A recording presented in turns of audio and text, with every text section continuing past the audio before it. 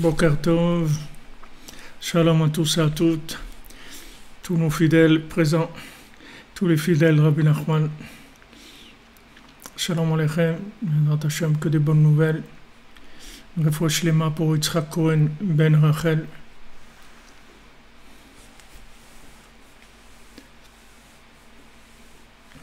Refoua Shlema pour Miriam Bat Rachel.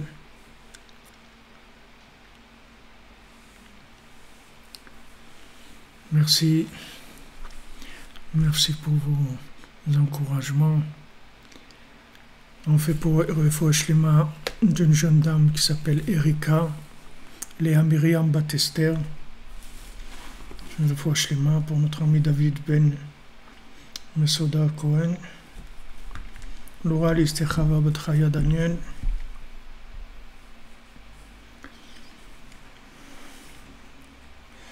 J'ai une liste de gens.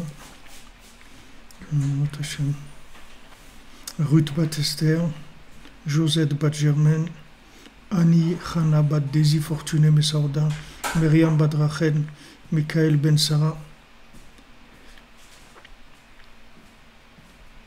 Yeshua de Yao Niguessan Frédéric, Kouadio Adjo, et tous les malades, Bezrat Hashem, qu'Hashem il envoie Refoua Shlema, qu'il envoie beaucoup de force à chacun, chacune, il a besoin de beaucoup de force. Rabbeinu, il donne des forces. Rabbi Nachman, il donne des forces, Bezrat Hashem, de la joie, de la détermination dans le cœur pour avancer, pour passer les étapes de ce monde, Bezrat Hashem, pour passer tout dans la joie, dans la tzlacha, Bezrat Hashem. Refoua Shlema pour le Rav Besançon, Israël, Yitzhak Ben Fortuné. On a besoin de gens qui encouragent l'homme Israël. On a besoin de prier pour la foi. Quand ce route de Rabbeinu se renforce, on en savait trop Chodesh. Hier, le mois d'hier, c'est un mois qui est très propice pour la guérison, Bezrat Hashem. Alors ça va être la guérison totale pour tout le monde. Alors on est dans l'Ichot Rosh Chodesh à la Chazaïn, dans l'Écoute à la Chod, page 252, le passage Memchet. Passage Memchet, 48. V'zeh shesiper Yosef chalomo, v'hine anachnu me'alemim alumim, v'hine tesubena alumotechem, v'tishtachavena la'alumati. Alors c'est le rêve de Yosef qu'il a raconté à ses frères, et il dit que voilà, qu'ils étaient en train de faire d'attacher des gerbes, et voilà que vos épis à vous, vos gerbes à vous, elles se prosternaient à la mienne.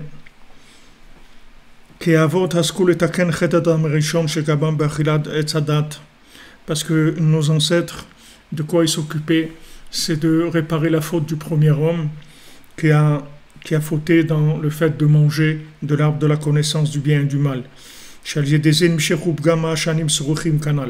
Que ça a amené des vapeurs qui étaient nauséabondes, qui étaient nuisantes dans le cerveau. C'est pour ça que Esav, que lui, il représente le poison du serpent, que lui il a beaucoup fauté dans la confiance dans les sages. Pourquoi? Parce que il a non seulement il a fait des histoires à Yaakov Avinu, il était contre lui, mais il voulait le tuer.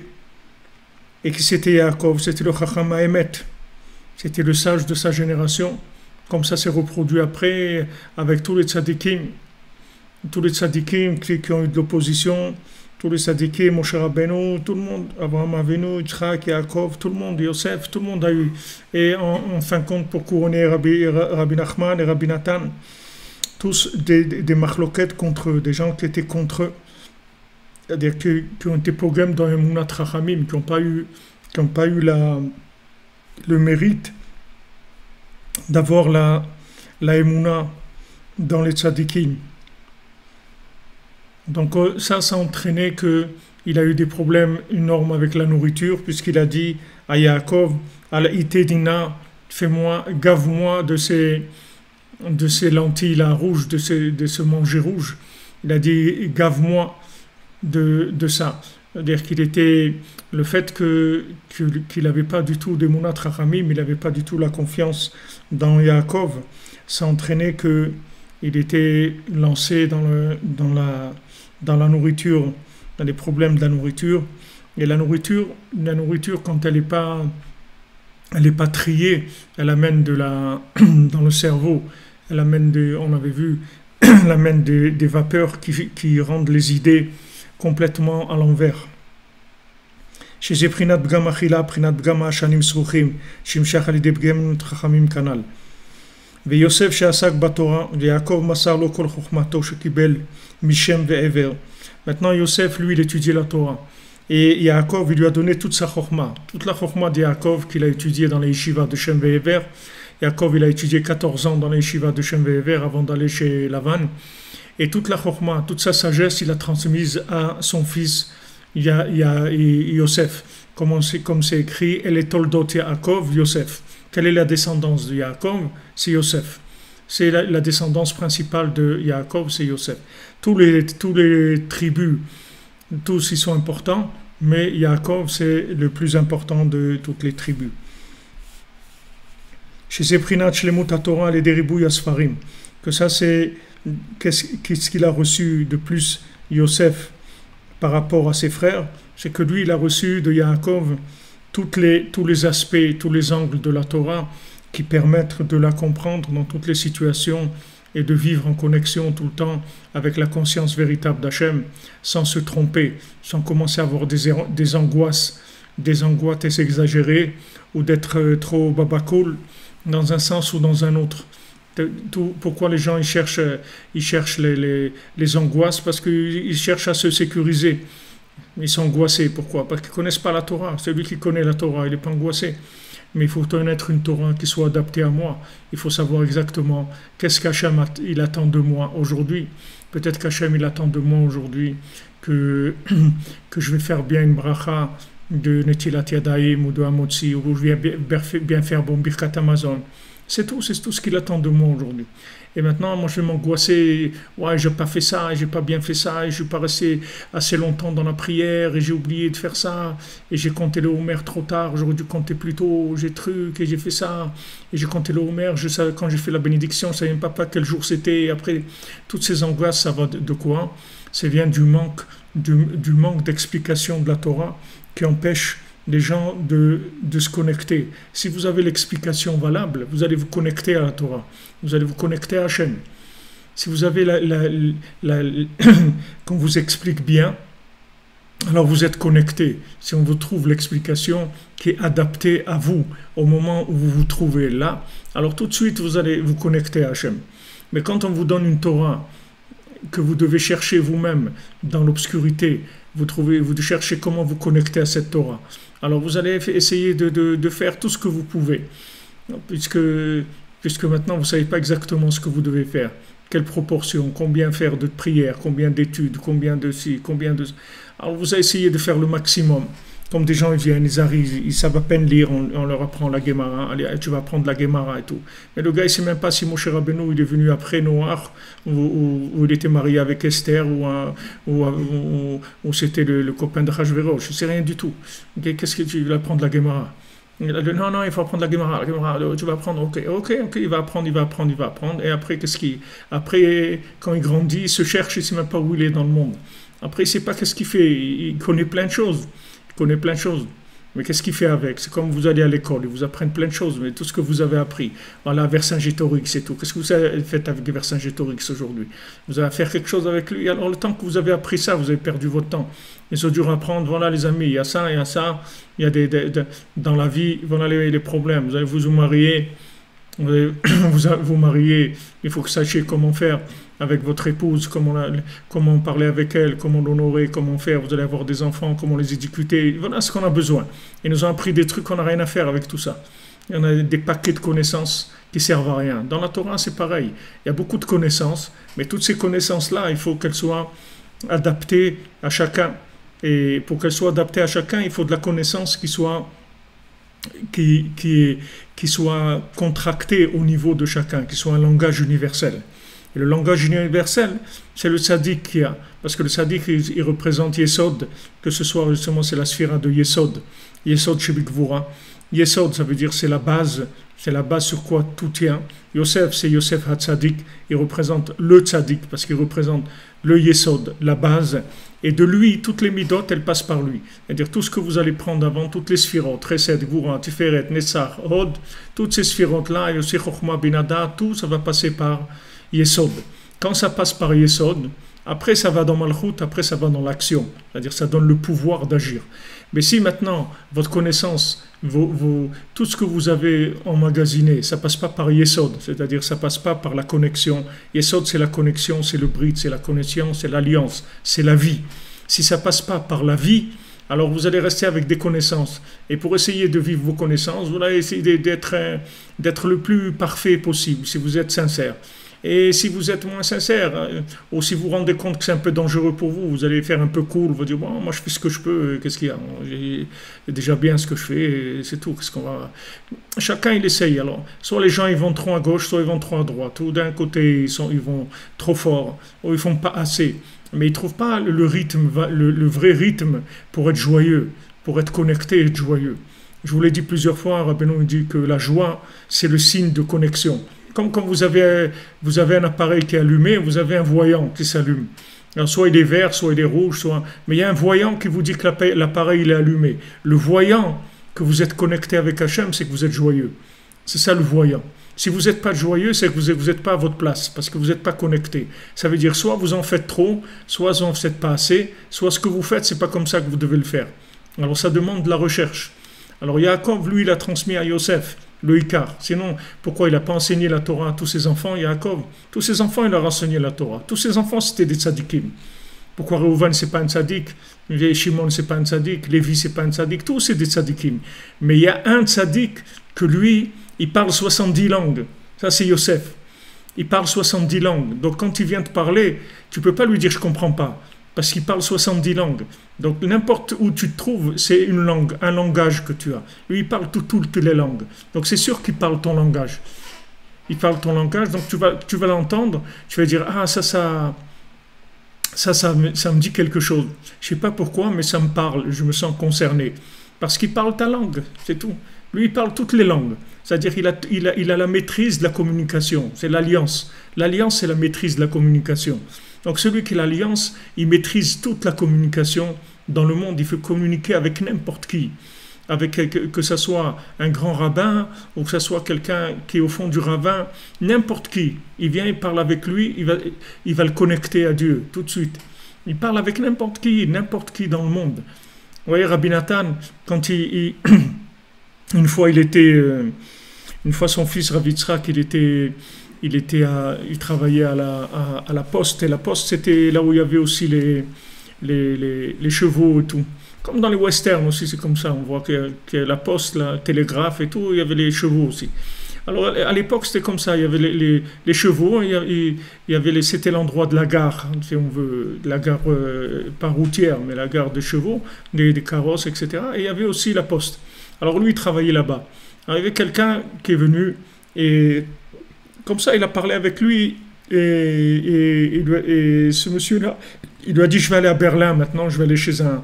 Là-bas, il y avait un grand hérétique, un bonhomme, un grand philosophe qui faisait beaucoup de mal au judaïsme. Il a dit, voilà, je vais aller le voir là-bas. Il lui dit, mais qu'est-ce que tu vas faire là-bas? Il lui dit, non, je vais, ça m'intéresse et tout. J'ai décidé, ça y est, de laisser tomber un peu le judaïsme, tout ça. Je vais aller là-bas. Alors, à ce moment-là, Rabbi Nathan, il est passé. Alors, son fils, Rav Yitzhak, il a dit, tu vois ce monsieur-là, ce monsieur âgé-là, va parler avec lui. Alors, il a parlé avec Rabbi Nathan. Rabbi Nathan, il a parlé un petit peu avec lui.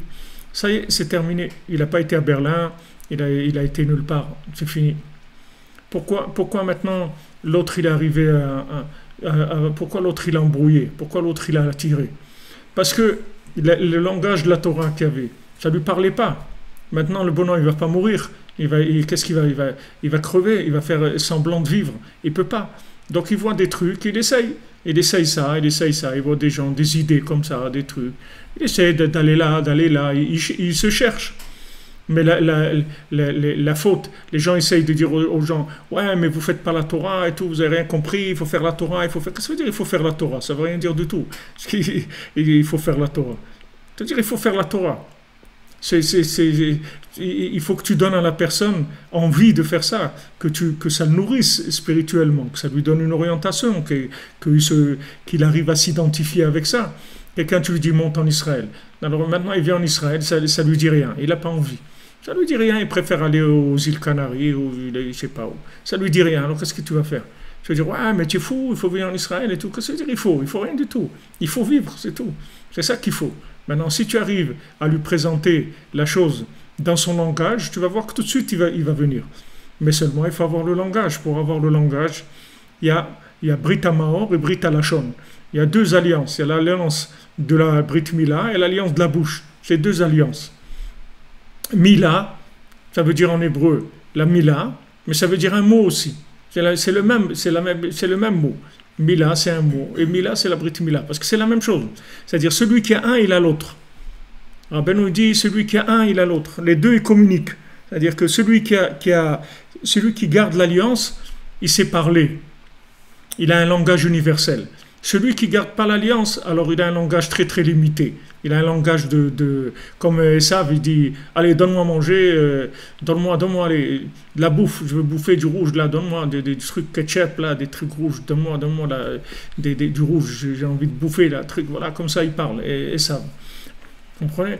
Pourquoi? Parce qu'il ne sait pas parler, il a une langue d'animal, il n'a pas une langue d'être humain, il est un peu raffiné, un peu... Il a des attitudes qui sont très très basses. Pourquoi? Parce que l'alliance, elle est abîmée. Du moment où il n'y a pas la confiance dans les sages, tu ne peux pas avoir l'alliance parce que tu ne peux pas te connecter. L'alliance, ce n'est pas quelque chose de logique. Ce n'est pas quelque chose qui s'obtient par l'intellect. L'alliance, c'est quelque chose qui s'obtient quand on donne son cœur. Comme Rabbi Nachman, il dit, moi je veux que tu me donnes ton cœur.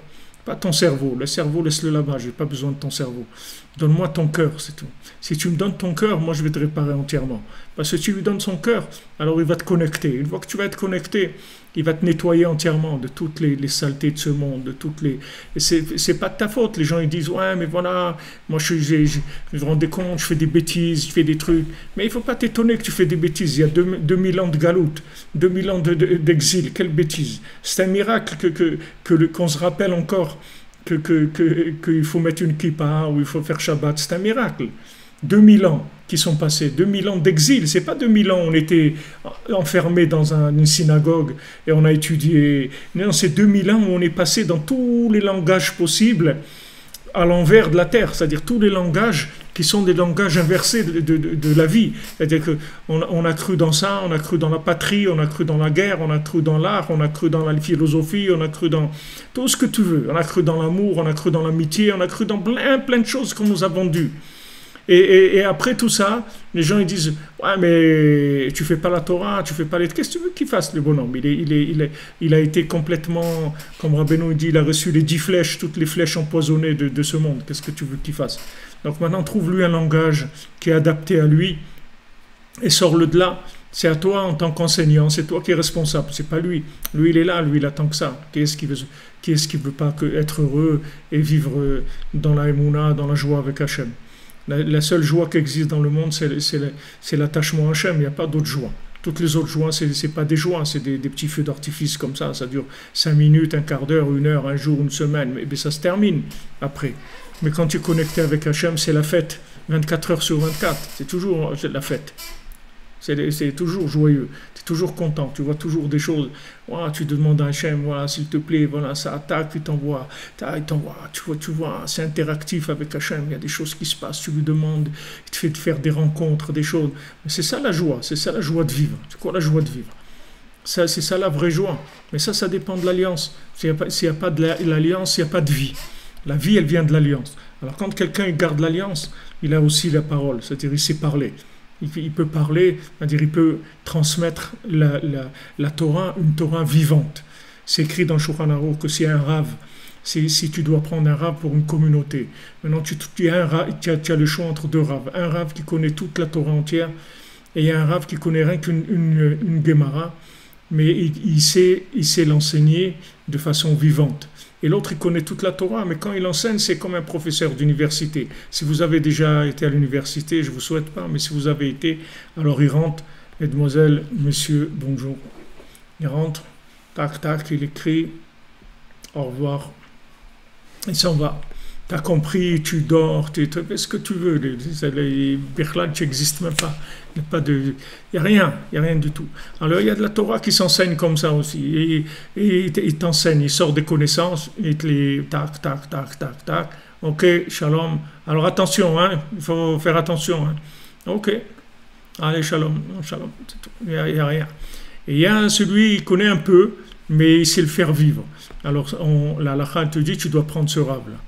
Même s'il connaît même pas 10% de l'autre. Mais comme il a de la connaissance vivante, c'est ça le principal. Parce que même un peu de connaissance vivante, ça va te connecter avec Hachem. Après de là, tu vas arriver à toute la connaissance.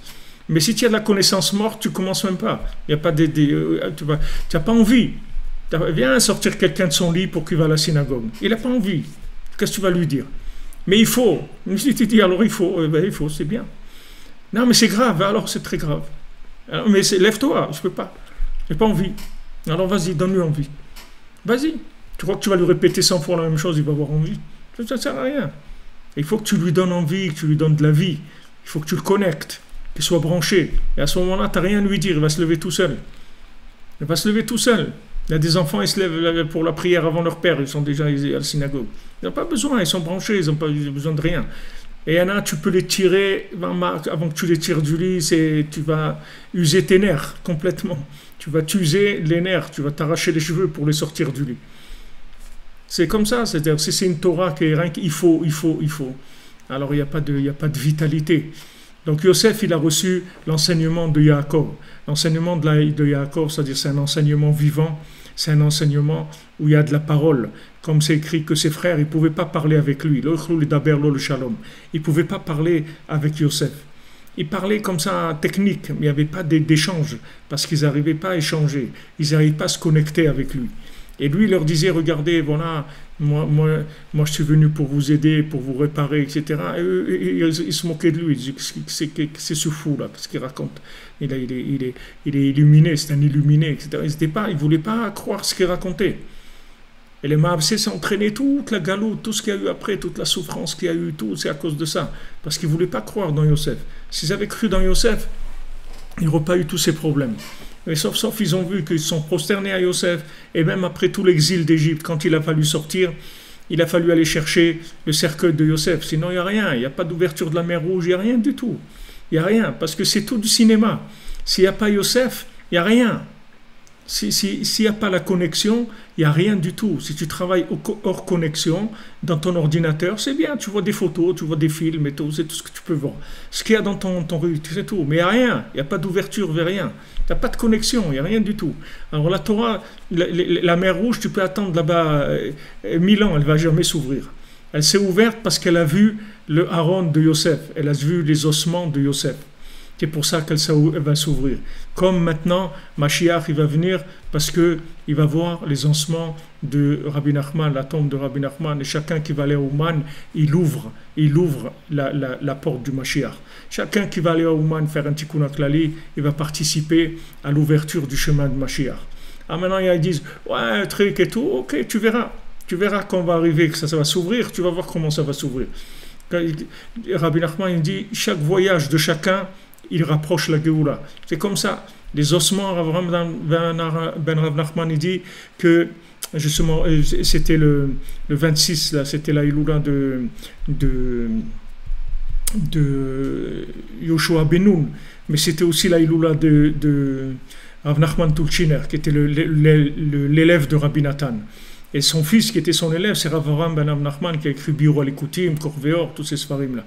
Et lui, il dit que les ossements de Rabbeinu à Ouman, c'est exactement comme les ossements de Yosef en Égypte. Imagine-toi qu'il y a des gens, ils veulent amener les ossements de Yosef en Israël. Alors maintenant, comment ils auraient pas ouvert la mer Rouge? Elle serait pas ouverte la mer Rouge. Il a dit, vous me laissez ici, quand vous partez, vous m'emmenez avec vous. C'est tout. Donc ils sont partis, Moshe, pendant qu'ils étaient en train de prendre toute la richesse de l'Égypte, etc., Moshe Rabbeinu il a été chercher le haron de Yosef, il l'a fait monter, qui était dans le Nil, il l'a fait monter, et quand la mère elle a vu, Vayar Hayam Vayanos, il a vu l'ossement de Yosef, la mer elle s'est ouverte devant les ossements de Yosef. Donc ce qu'il y a eu avec Yosef, et c'est ce qu'il va y avoir aussi avec Rabbi Nachman, c'est-à-dire que quand maintenant le monde va voir, Baruch Hashem, il y a des milliers de gens qui viennent au Man. Vous pouvez voir, vous pouvez regarder, il y a des webcams, il y a 6 ou 7 webcams en live sur Oman tout le temps. Vous pouvez regarder là-bas, vous allez voir des bus tous les jours, toutes sortes de gens qui viennent. Toutes sortes de gens du monde entier qui viennent sur la tombe de Rabbeinu, parce que c'est comme ça que Mashiach va venir, c'est tout. Il n'y a pas d'autre solution. Comme Yosef, comme maintenant, c'est pareil. Donc lui, il lui a donné, Yaakov, il lui a enseigné la Torah. Il lui a enseigné la Torah à Yosef, il lui a donné une Torah vivante. C'est-à-dire pas la Torah universitaire, la Torah de vie, la Vodat Hashem. Bezrat Hashem, qu'Hashem nous donne le srout, on va faire une yeshiva Breslev, on va faire une yeshiva de gens qui apprennent à servir Hashem. Pas une yeshiva universitaire, pas une yeshiva de connaissances, une yeshiva où on branche les gens avec Hachem, où le gars il va passer 1 an dans cette yeshiva, toute sa vie il va rester branché avec Hachem. Il va savoir comment faire dans sa vie, quand ça va monter, quand ça va descendre, quand il va avoir de l'argent, quand il va pas en avoir, quand il va être triste, quand il va être joyeux, quand il va regarder des choses pas bien, quand il va regarder des choses bien, quand il va se marier, quand il va voir, on va lui apprendre à vivre connecté. C'est ça qu'on veut faire. C'est pour ça qu'on n'arrive pas à l'ouvrir la yeshiva. Si on voulait ouvrir une yeshiva universitaire, on aurait la queue des gens pour nous aider, pour faire des dons, il n'y aurait pas de problème. Mais quand on veut faire une yeshiva pour apprendre les gens à être branchés avec Dieu, les gens ils ne savent pas de quoi tu parles, ils ne savent même pas que ça existe, que ça peut exister, quelque chose comme ça. Comme Yosef, il leur dit, allez, venez, truc, il dit, viens et quoi? Qu'est-ce que tu es en train de nous raconter là? Des rêves, des trucs et tout. Il dit, c'est quoi une yeshiva où tu apprends à servir Hachem? C'est quoi une yeshiva où tu apprends à servir Hachem? Ben viens, tu vas voir qu'est-ce que c'est une yeshiva où tu apprends à servir Hachem.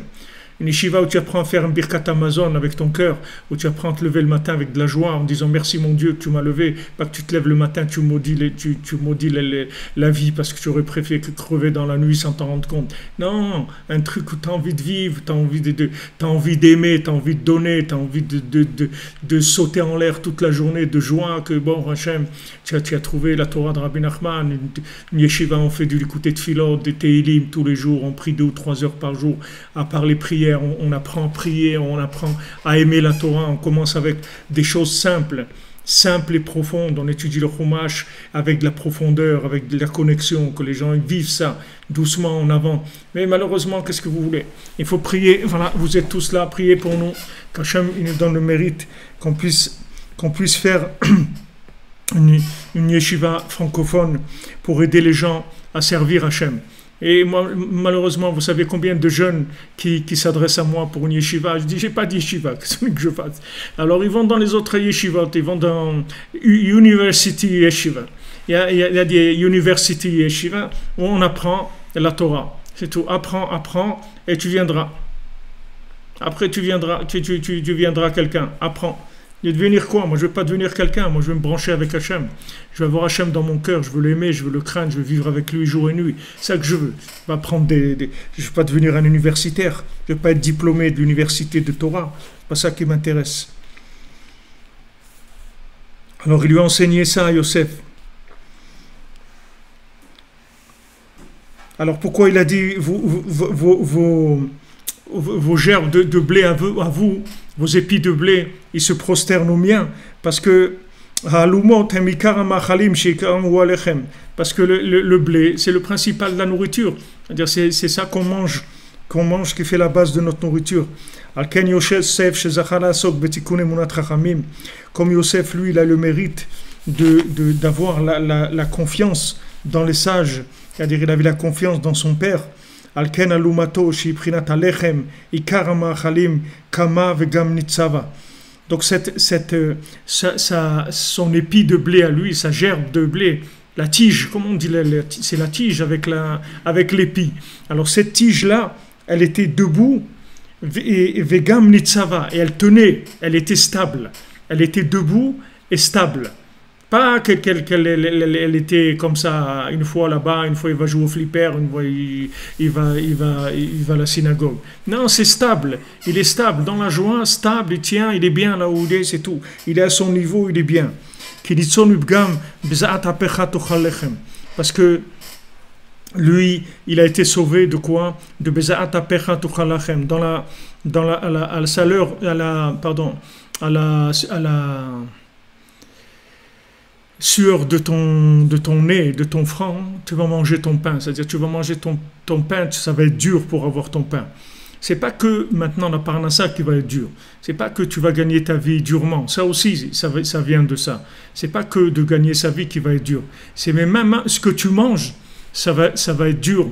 Pourquoi? Parce que tu vas manger des choses qui te tournent la tête, qui te mettent la tête à l'envers. Imagine-toi quelqu'un qui boit de l'alcool tout le temps et tout, alors il est saoul comme ça, il ne sait pas ce qu'il fait. Ça c'est pareil, des gens qui mangent de la nourriture qui n'a pas été triée, ou le côté négatif de la nourriture, il n'a pas été enlevé avant qu'il la consomme, alors ils mangent des choses qui sont mélangées. Et ce mélange-là, il entraîne des troubles dans le cerveau, il entraîne que les idées ne sont pas claires. Et les gens, ils prennent des décisions qui sont des bêtises, et ils ne se rendent même pas compte, parce que leur tête, elle n'est pas claire, elle n'est pas en place. Ils ne peuvent pas réfléchir comme il faut, parce que leur nourriture, elle n'est pas saine. On ne parle pas maintenant de la nourriture bio, on parle de la nourriture saine spirituellement, ça veut dire que c'est de la nourriture qui vient avec la confiance dans les sages. C'est-à-dire que ma nourriture, elle vient du fait que je suis attaché au tzaddik, et quand je suis attaché au tzaddik, ça, c'est le yesod, le lien du yesod, de l'alliance, c'est quelque chose qui facilite la parnassa, que c'est plus facile la parnassa, mais aussi ça élève le niveau de la parnassa, ça élève le niveau de la nourriture. C'est-à-dire quand je mange une nourriture qui est d'un autre niveau complètement.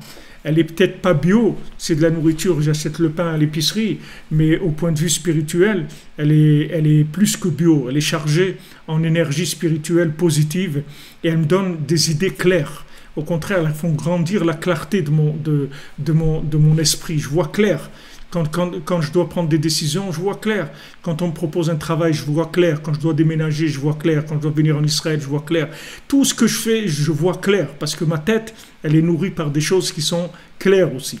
Mais si je manque des choses qui sont mélangées, alors ma tête, elle est mélangée. Alors je ne sais pas trop quoi faire, si je vais faire ça, peut-être si. Et des fois, quelqu'un il fait, après 2 ans, il se rend compte, ah non, c'est pas ce travail, il ne me plaît pas. Et voilà, il tourne par là, par là. Tout ça, ça vient parce que les idées, elles n'ont pas été clarifiées à la base, c'est-à-dire par la nourriture. Quand il mange, dans sa nourriture, il y a des déchets. Et ces déchets, ils montent au cerveau et ils troublent l'esprit.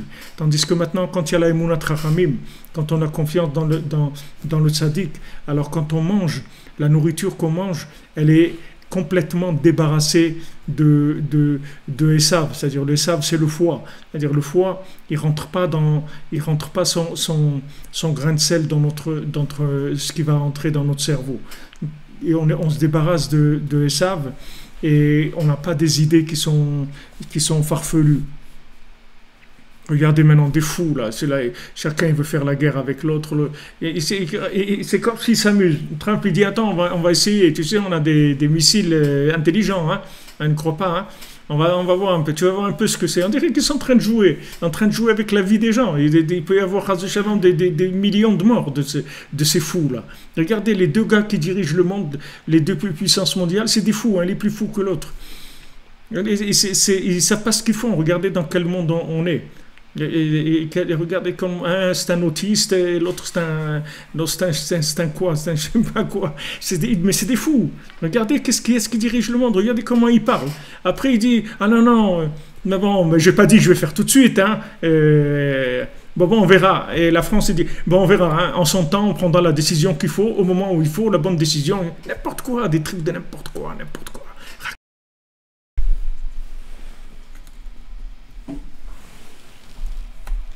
Ça y est, c'est revenu. Ça y est, bon, Hachem, ça a repris. Ça a repris. Sur Facebook, c'est bon, vous avez toujours le...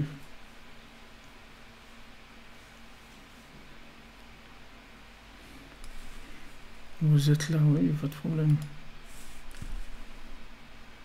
Voilà, pause café, exactement. Mamache, on a fait la pause café. Pause café, on reprend.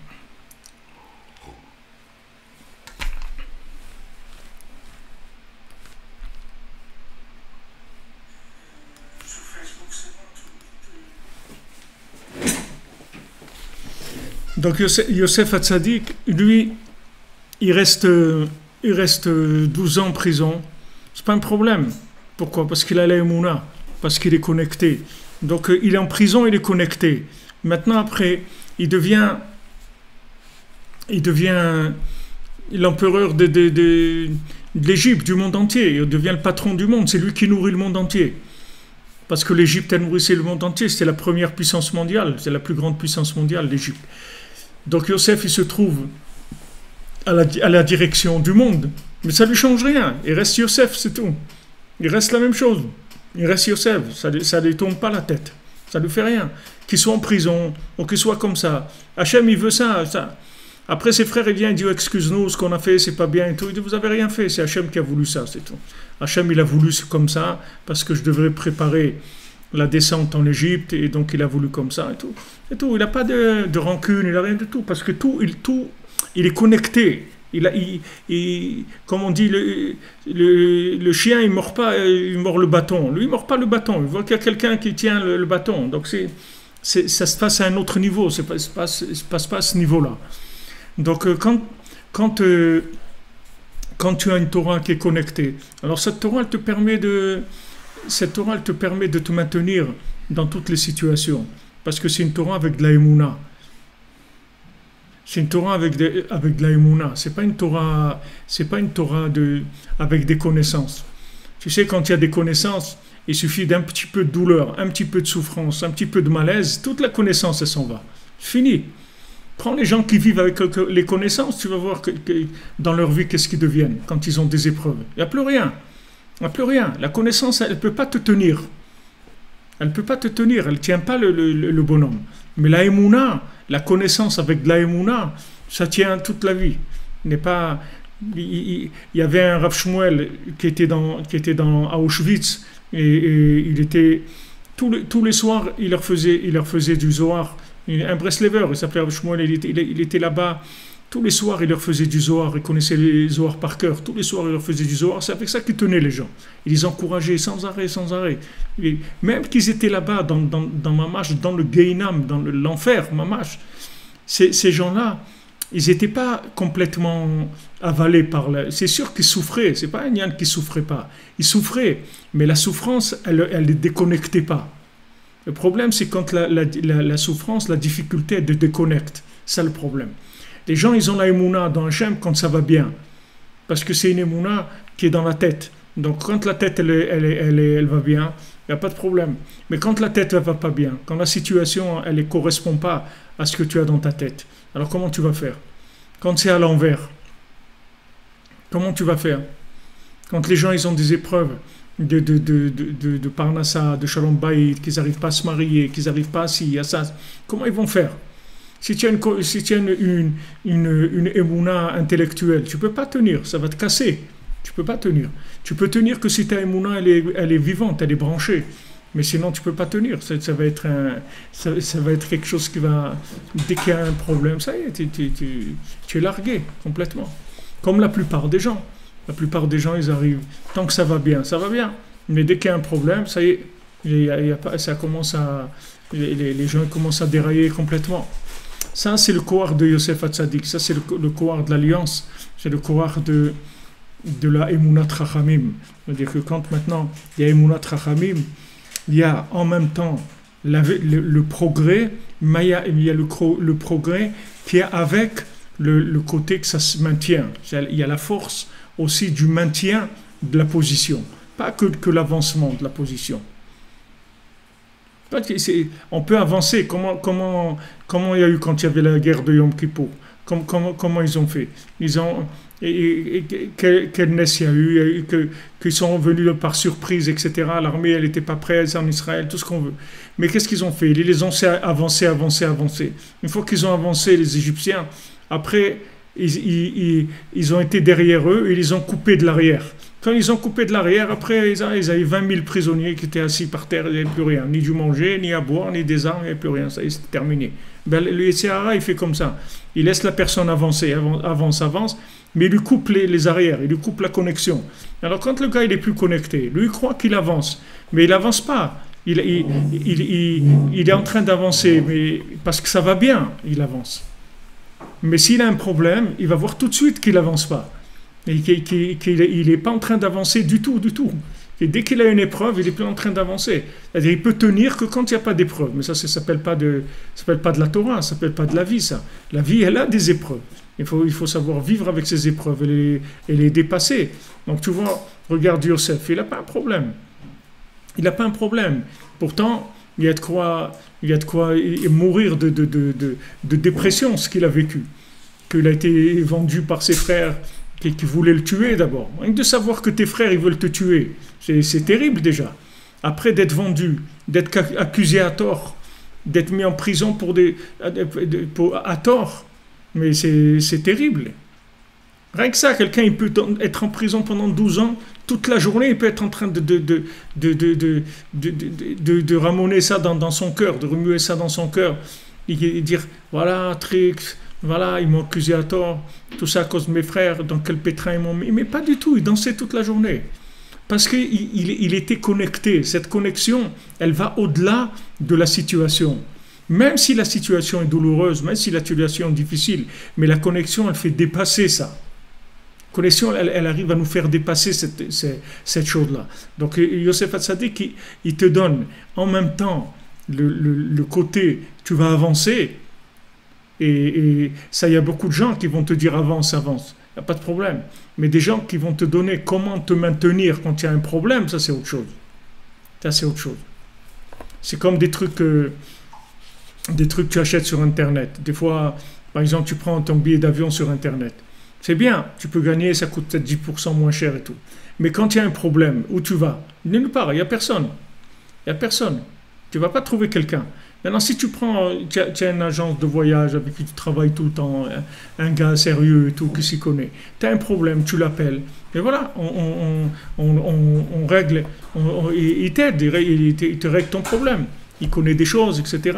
C'est autre chose, il y a une maintenance derrière, comme ils disent en hébreu, yesh lo abba, c'est-à-dire il a un père. La situation n'est pas larguée dans la nature comme ça. Alors la Torah du tzaddik, c'est ça, c'est que te donne les deux.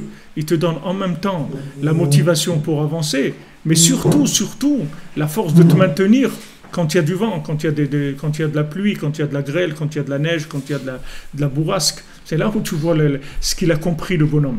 C'est-à-dire ce qu'il a compris, ce qui a été intégré. Sinon, c'est du cinéma, c'est tout. Il y a pas, c'est l'université, c'est mignon. Mais après, quand tu vas voir la personne, quand elle va être confrontée à la vie, c'est là où tu vas voir les problèmes. Alors, même tête, Vézé, donc on est page 252, il Chod Rosh Chodesh al Chazaïn, même tête, Vézé Prinat Achalom Hasheni. Maintenant, il a fait un deuxième rêve, Yosef. Vene Hashemesh Vayareach Ve'achad Asar Kochavim Mishtachavim Li. Il leur a dit, voilà, le soleil et la lune, et 11 étoiles qui se prosternent à moi. Zeprinat Soda Ibour. C'est-à-dire ça, c'est le secret du Ibour, c'est-à-dire comme on a parlé de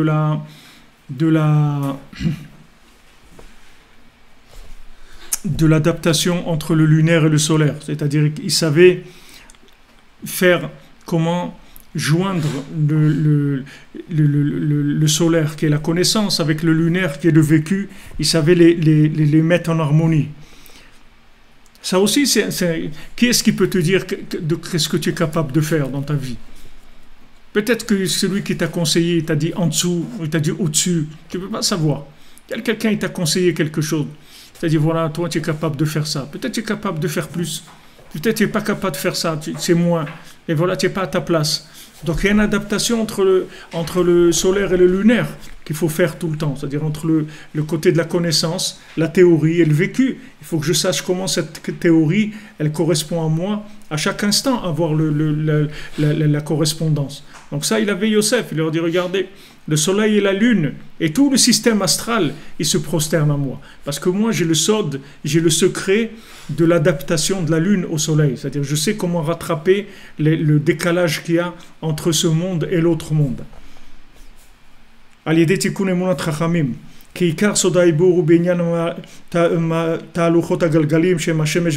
Parce que tout le secret du Hibour, c'est-à-dire comment on va rajouter un mois de Hadar, ou bien on va faire 2 jours de Rosh Chodesh ou un jour de Rosh Chodesh, comment on calcule ça? Ça, c'est par rapport au système astral, c'est-à-dire dans le mouvement astral, il y a c'est pas quelque chose qui est tout le temps. Tu ne peux pas calculer le mouvement astral avec une formule et c'est tout le temps pareil. Parce qu'il ça bouge. C'est-à-dire c'est pas tout le temps, ça ne tourne pas à la même vitesse tout le temps. Il y a des ralentissements, des accélérations, qui sont le soleil et la lune, et les étoiles, qui sont tout le système astral. Comment je me vois Hacham. Al-Ken Siper Lahem Kolze, il leur a raconté tout ça. Kedesh Yavinu Shezachale Kabel Chokhmat Aviv. Il leur a dit ça pourquoi? Pour qu'ils comprennent, ses frères, les frères de Yosef, pour qu'ils comprennent qu'il a reçu la chokhma de son père, c'est-à-dire qu'il a reçu toute la chokhma de Yaakov, qui représente le soleil, il a reçu toute cette chokhma de son père, chez Prinad Ribou Yasfarim Akdoshim, qui sont tous les livres saints, c'est-à-dire tous les livres, c'est-à-dire toutes les sortes d'explications qu'il y a pour chaque situation, chez Prinad Tikkun Emunat Chachamim, qui sont le Tikkun de la Emunat Chachamim, c'est-à-dire de la foi dans les sages. Il y a des ou Tikkun Machalim, que ça répare la nourriture. Il y a des Zochim les Soda Hibour, et ça permet d'avoir accès au secret de l'équilibre entre le solaire et le lunaire, comme on l'a expliqué là-bas. Avalehem lo eminulo. Mais eux, ils n'ont pas eu confiance en lui quand il a dit ça. Il leur a dit ça, ils n'ont pas eu du tout confiance en lui. Ils ont commencé à le détester encore plus sur ses rêves et sur ses paroles. On dit, c'est quoi ce qu'il raconte? Qu'est-ce qu'il raconte? Qu'est-ce qu'il raconte? Comme Rabbi Nachman, il dit, voilà, celui-là, il ne s'est pas étudié, celui-là, il ne s'est pas prié, celui-là, il n'y a personne qui a compris la Torah comme moi, il y a personne les gens, Rosh Hashanah, personne ne sait ce que c'est, il y a truc. Mais alors tous les Chachamim disent, mais c'est qui ce monsieur-là? C'est ce jeune-là? Qu'est-ce qu'il raconte? Qu'est-ce qu'il est en train de dire? Il raconte les contes, des contes de cette mendiant, de ça. Il est en train de tous les Chachamim. Il y avait de l'opposition, c'est-à-dire ils n'arrivaient pas à comprendre qu'est-ce que Rabbi Nachman il a amené, qu'est-ce qu'il est en train de faire, une révolution. Il dit voilà, il n'y a plus de rabbi, après moi il n'y a pas d'autre rabbi, c'est moi le rabbi, Rabbi Nathan c'est pas un rabbi, c'est un élève à moi, et tout, il n'y aura que des élèves, il n'y aura plus de rabbi. Mais c'est quoi ce système, ce nouveau système, ce truc? Il vient tout révolutionner, tout changer, etc. Alors ils n'ont pas accepté, ça a été très dur pour eux. Alors les frères de Yosef, c'est tous des tzadikim, mais ça, c'est-à-dire ce niveau-là de connexion, ils n'arrivaient pas à comprendre ça. Voyez, tout ça, c'est les controverses qu'il y a entre les sages, ou ben aksherib, ksat, et les gens qui sont un peu cachers, c'est-à-dire des gens qui ont commencé un petit peu à enlever les poux un petit peu, à sortir un petit peu de la folie de ce monde. Vaikar mahmat she'akol rotzim she'avinu miyad. Tout ça parce qu'ils veulent tous comprendre tout de suite. Kol darkei tzadik ve'asagotav. Ils veulent comprendre tout de suite qu'est-ce qu'il dit le tzaddik. Tout de suite, ils veulent comprendre. Rabbi Nachman, il dit, voilà, moi je suis entouré à Ouman, il faut venir chez moi, et surtout, il faut venir chez moi à Rosh Hashanah. Alors maintenant, ils commencent les gens à parler, à dire, ouais, mais sortir d'Eretz Israël, les trucs et tout.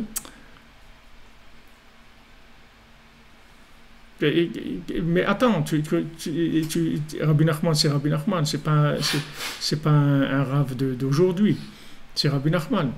C'est l'arrière-petit-fils du Baal Shem Tov, c'est pas un rave de 2018. Donc de quoi tu parles? Attends, tu vas comprendre. Tu vas comprendre maintenant. Attends, tu vas comprendre. Viens Rosh Hashanah, 20 ans, 30 ans, 40 ans, tu vas comprendre un petit peu. tu vas comprendre un petit peu ce que c'est.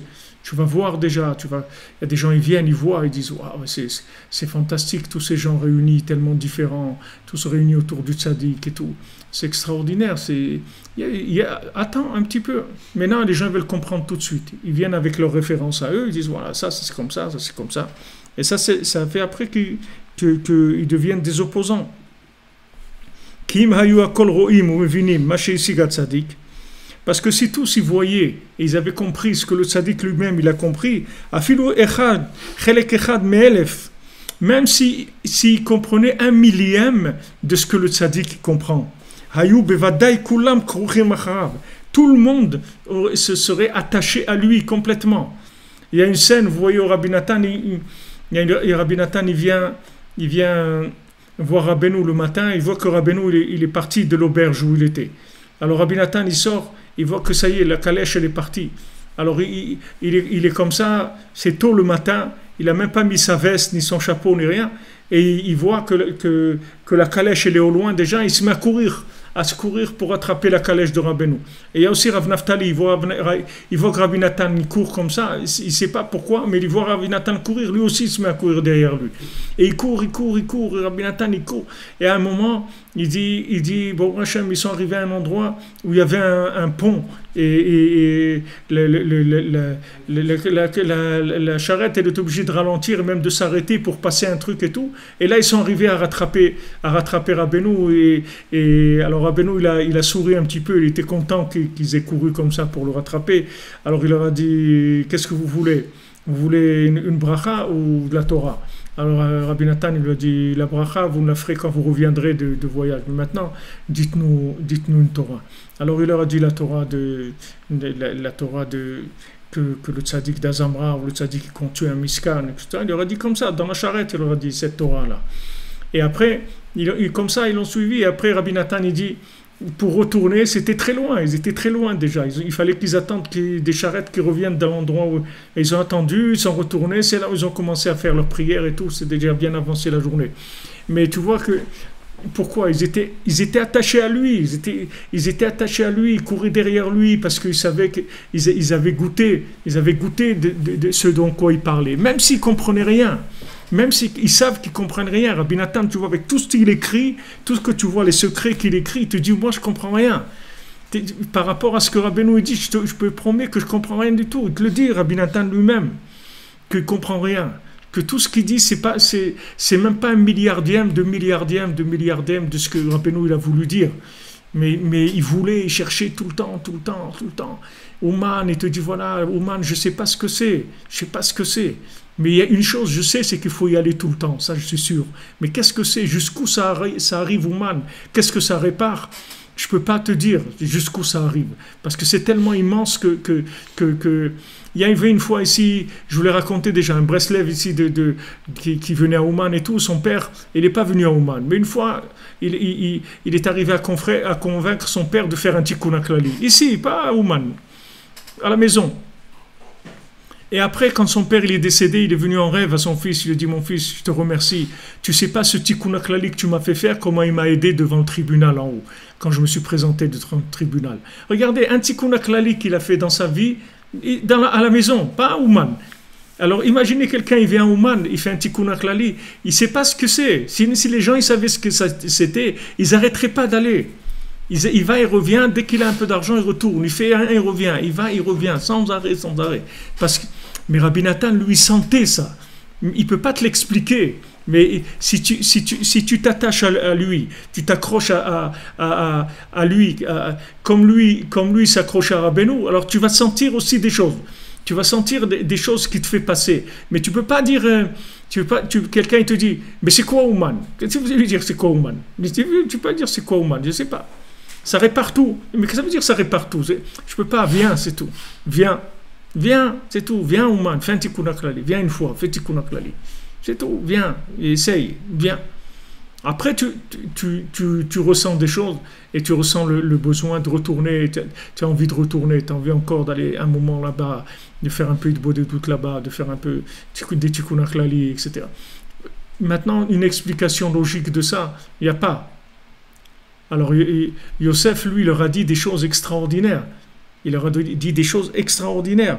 Mais comme ils n'avaient pas confiance en lui, ils ne sentaient pas ce qu'il disait. Parce qu'ils n'avaient pas confiance en lui. S'ils avaient eu confiance en lui, ils auraient senti ce qu'il disait. Même s'ils n'auraient pas compris ce qu'il dit, mais ils auraient senti un petit peu ce qu'il dit. Comme Rabbi Nathan, il a senti ce que Rabbeinu disait. Pourtant, Rabbi Nathan, il a écrit tout. Toutes les Torahs du Likutei Moharan, il les écrivait. La plupart, disons 80% du Likutei Moharan, c'est Rabbi Nathan qui l'a écrit. Et il l'a fait relire par Rabbeinu le corrigeait, etc. Mais Rabbeinu, c'était le scribe Rabbi Nathan, c'était le scribe de Rabbeinu. Quand Rabbeinu lisait ce qu'il écrivait, Rabbi Nathan, il disait « ça c'est mon cerveau à moi ». Il est arrivé, Rabbi Nathan, à utiliser le cerveau de Rabbeinu. Quand il écrivait, c'est comme si Rabbeinu l'écrivait. Pourquoi? Parce qu'il avait la Emouna, c'est tout, il était connecté à lui. Alors si les gens ils avaient la Emouna, ils auraient compris ce que c'est. Même s'ils ne peuvent pas expliquer logiquement, mais ils auraient senti. Et après tu aurais dit, qu'est-ce que tu ressens?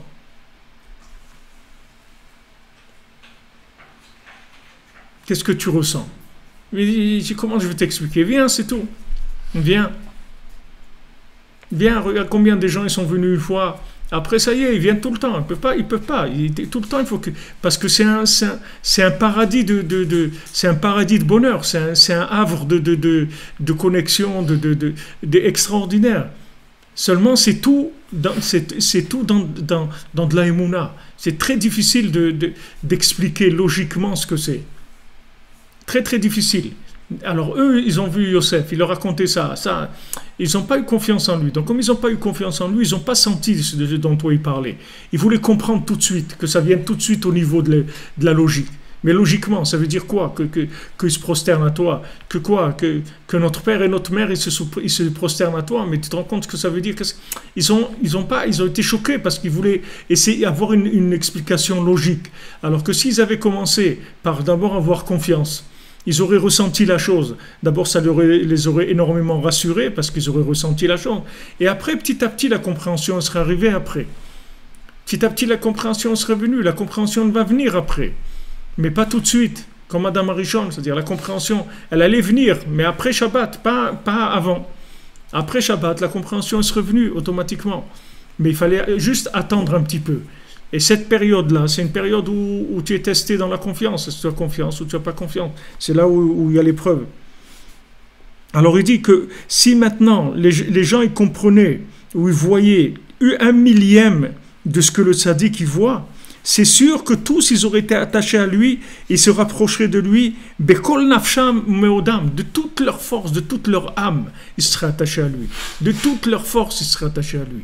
Toute leur vie, comme Rabbi Nathan dit, mettez-moi, vous m'avez mis dans le sac, attachez le sac, gardez-moi avec vous tout le temps, ne me lâchez jamais, ne me lâchez jamais. Il demandait à Rabbeinu de jamais le lâcher, parce que quelqu'un qui a goûté, c'est fini. S'il a goûté un petit peu, ça y est. Mais ces gens-là, ils voulaient comprendre, pas goûter, comprendre. Il n'y a pas que comprendre. Des fois quelqu'un te dit. Des fois, tu as ça, les enfants, tu leur donnes quelque chose à manger, alors ils disent mais qu'est-ce que tu as mis dans le manger? Ils disent, mange, goûte, c'est tout. Alors ils goûtent, mais il n'arrive pas, et comme lui, il n'aime pas, par exemple, l'ail ou truc, mais il ne sent pas le goût de l'ail, mais il veut savoir si tu as mis. Et si tu lui dis, j'ai mis de l'ail, il ne mange pas. Il dit, mais goûte, c'est tout. Il dit, non, mais tu as mis de l'ail ou pas? Goûte. Alors il goûte. Il ne sent pas qu'il y a de l'ail. Hein, et tu dis, mais tu as mis ou tu as pas? Mais voilà, tu as goûté. Alors ça suffit. Alors goûte. Maintenant tu goûtes, tu vas voir ce que c'est. Tu n'as pas besoin de comprendre. Tu ne peux pas comprendre. Mais le tzaddik, il est obligé de se comporter avec sagesse, c'est-à-dire avec ruse pour le libre arbitre. Il ne peut pas te faire voir trop de choses parce que tu n'as plus de libre arbitre après. Il se cache, il se cache du monde. Le tzaddik, il se cache du monde. Comment il se cache du monde? Il te montre des Breslev qui sont fous, des Breslev qui font des bêtises, des trucs, qui sont habillés n'importe comment, qui ne travaillent pas, qui divorcent, que leurs gosses ils sont abandonnés, n'importe quoi. Il te montre que des trucs comme ça. Alors les gens ils disent, mais regardez, je vois qu'est-ce que c'est Breslev. Qu'est-ce que tu as vu de Breslev? Tu as vu quoi? 100 bonhommes, tu crois que c'est ça Breslev? Il y a des milliers de Breslev dans le monde. Tu as vu que ça? Viens, si tu veux voir quoi? D'autres Breslev, viens, on va te montrer. Mais au début, pour le libre arbitre, tu vas voir des choses qui vont te faire réfléchir un peu. Tu vas dire, attends, mais ils ont l'air un petit peu allumés, ces gens-là, et tout. Moi, j'ai envie quand même une vie normale, un truc un peu dur, hein. Je sais pas, c'est pas tellement sécurisant comme truc. Ils ont l'air un peu dingos, ces gens-là. Voilà, il y a des trucs pour le libre arbitre, c'est tout. C'est pour le libre arbitre. Mais si tu passes ça, après, tu vas voir d'autres choses. Rak megale lahem me'at miz'er, il leur révèle un petit peu d'un petit peu. Beofen sheyedu she'avinu she'asod etzlo. Juste qu'ils comprennent que le secret il est chez lui, c'est tout. Juste que tu saches que c'est là-bas que ça se trouve. Comme je vous ai dit, Rabbi Nathan dit, je ne sais pas ce que c'est Ouman, puisque je sais c'est que je dois y aller tout le temps. Mais comment tu sais que tu dois aller tout le temps? Parce que j'en ai vu assez pour savoir que je dois aller tout le temps. Mais j'en ai pas vu assez pour pouvoir t'expliquer ce que c'est. Mais ce que j'ai vu, ça m'a suffi déjà. Ça m'a suffi pour déclencher l'attachement inconditionnel. J'en ai assez vu déjà. Comme il a écrit là-bas Rabbeinu sur le Sod HaIbour, c'est-à-dire sur le secret de comment on équilibre le soleil et la lune, qui est le principe général de la Torah. Là-dedans, il y a une sagesse. On peut révéler ce qu'on veut, des choses dans cette sagesse-là. Malgré ça, le secret il va rester chez lui. C'est-à-dire, Rabbeinu, il a dit ça. Il a dit, moi je dis des secrets. Il dit, à Breslev, on dit des secrets. Normalement, dans le monde, quand on dit un secret, c'est plus un secret. Mais nous, on dit des secrets et ça reste un secret quand même. C'est-à-dire, ce qu'il dit du secret, c'est pas assez pour t'enlever le libre arbitre. Mais c'est assez pour que, si tu cherches, c'est assez pour te connecter. Mais c'est pas assez pour, mais il va pas t'enlever le libre arbitre. C'est-à-dire, tu as une part, tu as une marge de manœuvre. Ou si tu veux, tu peux dire non. Tu as ta marge de manœuvre. C'est-à-dire, il te dit le secret. C'est pas qu'il te dit pas, il te cache pas. Il va te dire ce pourquoi il est venu, qu'est-ce qu'il est capable de faire pour toi et tout. Mais ça reste quand même, c'est pas évident. C'est-à-dire que tu vas pas avoir, logiquement, tu vas pas maîtriser la chose. Donc tu auras toujours le libre arbitre sur certaines choses. Et comme ça va avancer tout le temps. Dans la Emouna, dans le Sadiq, il y a toujours du progrès à faire. Ça, c'est votre sagesse et votre bina, votre déduction aux yeux des nations. C'est-à-dire, aux yeux des nations, vous allez pouvoir leur montrer que vous avez le secret du hibour. C'est-à-dire, comment on fait pour rattraper le retard de la lune par rapport au soleil. Mais ça sera que aux yeux des nations, comme ça. C'est-à-dire, ils ne vont pas comprendre exactement comment ça fonctionne. Mais ils vont voir qu'on a quelque chose là-dedans. C'est-à-dire qu'on maîtrise cette chose-là. Mais ils ne vont pas savoir comment ça fonctionne. Eux, ils ne pourront pas calculer le calendrier juif. Nous, on peut calculer, les Chachamim nous ont calculé le calendrier juif, ils nous l'ont donné. Et le calendrier juif, il y a dedans toute l'harmonie entre la lune et le soleil, il calcule les jours, en été, en hiver, Adar, Nissan, tout, comment on rattrape tout le temps que la lune elle soit tout le temps en équilibre avec le soleil. Mais comment on fait ça, le comment, ça il n'y a pas. C'est pas donné comme une compréhension logique que tout le monde va comprendre. Be'emet, dans la halakha, si tu veux comprendre ça, il y a des sfarim qui expliquent cette chokhma-là du calcul du calendrier. C'est des choses qui sont assez difficiles, mais si tu es un chacham, un vrai mathématicien, un bonhomme qui veut rentrer dedans, tu peux comprendre beaucoup de choses là-dedans. Mais le secret, Rabbeinu dit, reste chez nous. Maintenant, le fait qu'il révèle un petit peu, alors ça, il fait comprendre que le secret, il est chez lui.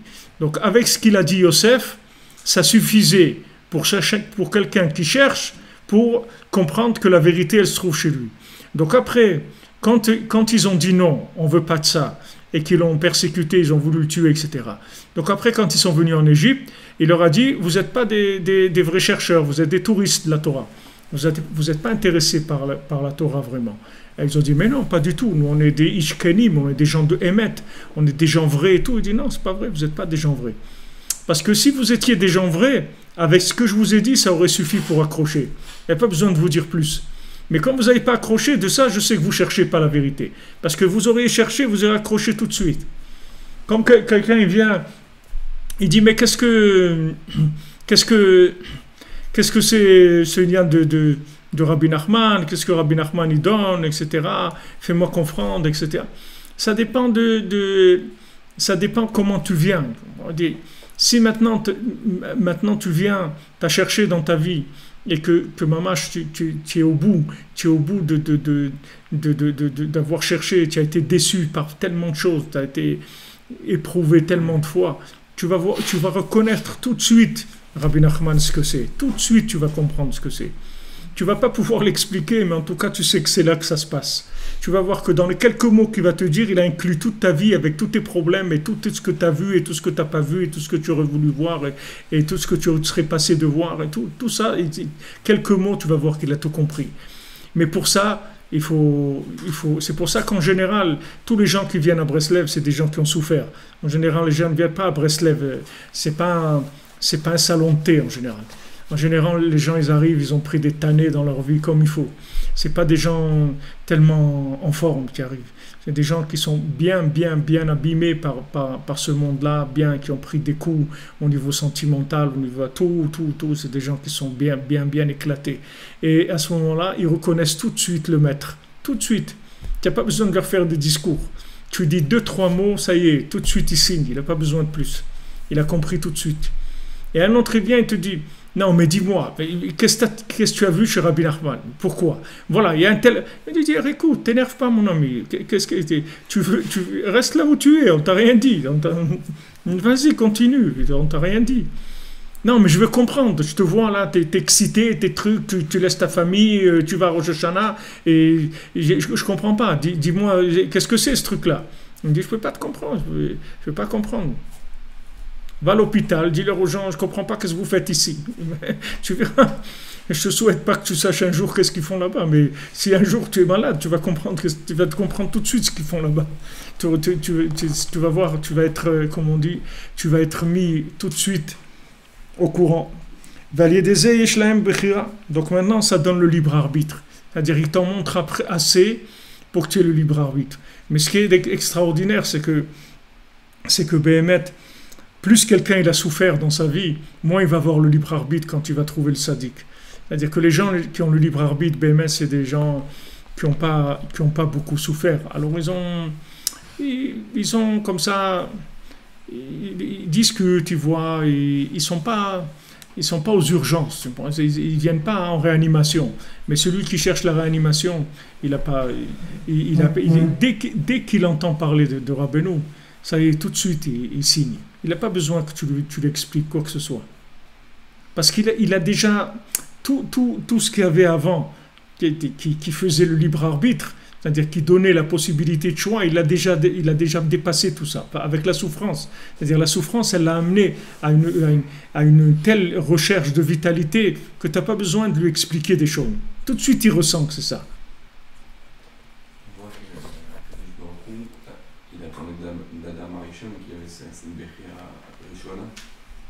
Il attendait que quelqu'un qui a la Bechira à ce niveau-là, ouais, qui doit faire un bon choix. Alors, est-ce qu'il attend aujourd'hui de ceux qui n'ont pas souffert rien, que ce soit eux qui l'ont Aujourd'hui, c'est difficile parce que Adam Arishon, il était Adam Arishon, c'était le premier homme, il était en W, c'était un bonhomme, il n'avait aucune... tu comprends, il n'a pas passé ce qu'on a passé nous. Nous aujourd'hui, tu ne peux pas parler de libre arbitre tellement chez nous. Parce que libre arbitre, ça veut dire que la personne, elle est consciente, tu vois, des choses. Mais aujourd'hui, les gens, ils sont fous. Il y a pas la vie, elle les a rendus fous. Tous les gens, ils sont fous aujourd'hui. Il n'y a pas une véritable conscience des valeurs, tu vois. Il y a pas, les gens, ils ne sont pas conscients. Donc, quel libre arbitre tu veux qu'il ait? C'est difficile, le pauvre. Tu vas dire à quelqu'un, fais les bons choix et tout. Quel bon choix tu veux qu'il fasse? C'est-à-dire là, il ne sait même pas de la droite, de la gauche, de la différence. Il ne sait rien du tout. Et regarde les gens, ils font n'importe quoi dans leur vie. Ils vont dans des trucs, ils font n'importe quoi. Parce qu'il n'y a pas de clarté. Tu vois. C'est très difficile. Donc aujourd'hui, il n'y a pas vraiment du libre arbitre. Du vrai libre arbitre, il n'y a pas tellement. Les gens, ils sont noyés dans des dans des choses. Le libre arbitre, c'est que il y a toujours une trace de conscience de quelque chose qui veut le bien, tu vois. Il y avait cette trace-là, cette petite trace, cette petite lueur dans la personne qui veut le bien et qui sent un malaise par rapport au mal, ça suffit pour faire après les choix qu'il y a à faire. Mais c'est pas vraiment du libre arbitre, tu vois. C'est pas comme tu prends les frères de Yosef. C'est pas du tout la même chose. Ça, c'est des choses claires. Ils ont la Torah, ils analysent et tout. Ils sont pas. Nous, on est vendus à tout ce qu'il peut y avoir dans le monde. Ça nous a mangé de tout. C'est-à-dire, on n'est pas libre de penser, tu vois. On peut pas dire qu'on est libre, qu'on peut faire un choix tranquille, sans être influencé. Mais il y a toujours une trace de ça. Mais ce n'est pas au niveau d'Adam Arishon. Adam Arishon, c'est un niveau très très élevé de libre arbitre. Nous, on n'a pas ce niveau-là. Mais seulement là où on est, il y a des petites sensations, des petits appels, tu vois. Des petits appels, des petites allusions comme ça. Ce n'est pas très, très clair, mais des petites allusions, mais tu les sens. Si tu suis ça, après les allusions, elles deviennent un peu plus claires. On t'aide après. Mais le point de départ, il est très petit. C'est-à-dire, ça ne demande pas une très grande décision, tu vois, pour accrocher à la vérité. On n'a pas aujourd'hui libre arbitre. Rabbeinu, il parle de ça dans l'écoute morale. Pour avoir libre arbitre, c'est une grande madrigale, le libre arbitre. Est-ce qu'on peut dire que Hachem, quand il a fait Adam Arishon, le fait que, comme ça j'ai entendu, que l'âme de Rabbeinu n'était pas dans le corps là. Ouais. Alors qu'il n'ait pas mis cette âme dans ce corps, dans le programme, il a mis une grande chance qu'il faute. Ouais. Que si l'âme de Rabbi Nachman était dans le corps, là, il n'aurait pas fauté. Peut-être il n'aurait pas fauté.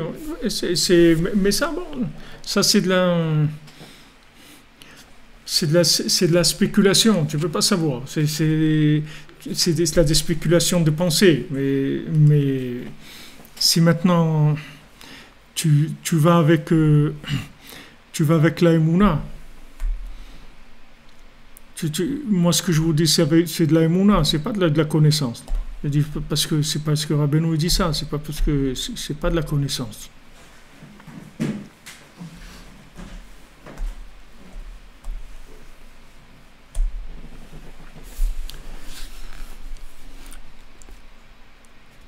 Voilà, il leur donne un petit peu, tu vois, qui bevadaï imir tsu be'emet la amito. Tu vois, si quelqu'un il veut vraiment, ils peuvent déjà comprendre de loin, avec le peu qu'il a révélé, ça suffit. Quelqu'un qui a cherché vraiment dans sa vie, je peux te dire, quand il trouve Rabbi Nachman, il n'a pas besoin de beaucoup de discours. Ça prend 5 minutes, c'est réglé. 5 minutes, c'est réglé. Parce qu'il a toute la préparation derrière. Il a cherché dans sa vie, il a souffert. Il a souffert dans l'obscurité, de la folie. Tu ne comprends rien dans le monde, tu ne sais pas ce que tu fais ici.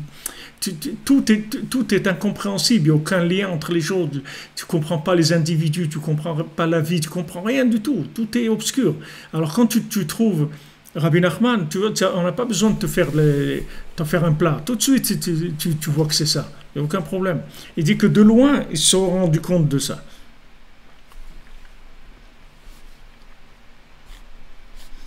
כי בוודאי אם ירצו באמת לאמיתו, יכולים להבין מרחוק על ידי זה שכבר גילה להם, שבוודאי יודע עוד מה שיודע באופן שיתקנם לנצח, אך לא יחפוץ כסיל בתבונה.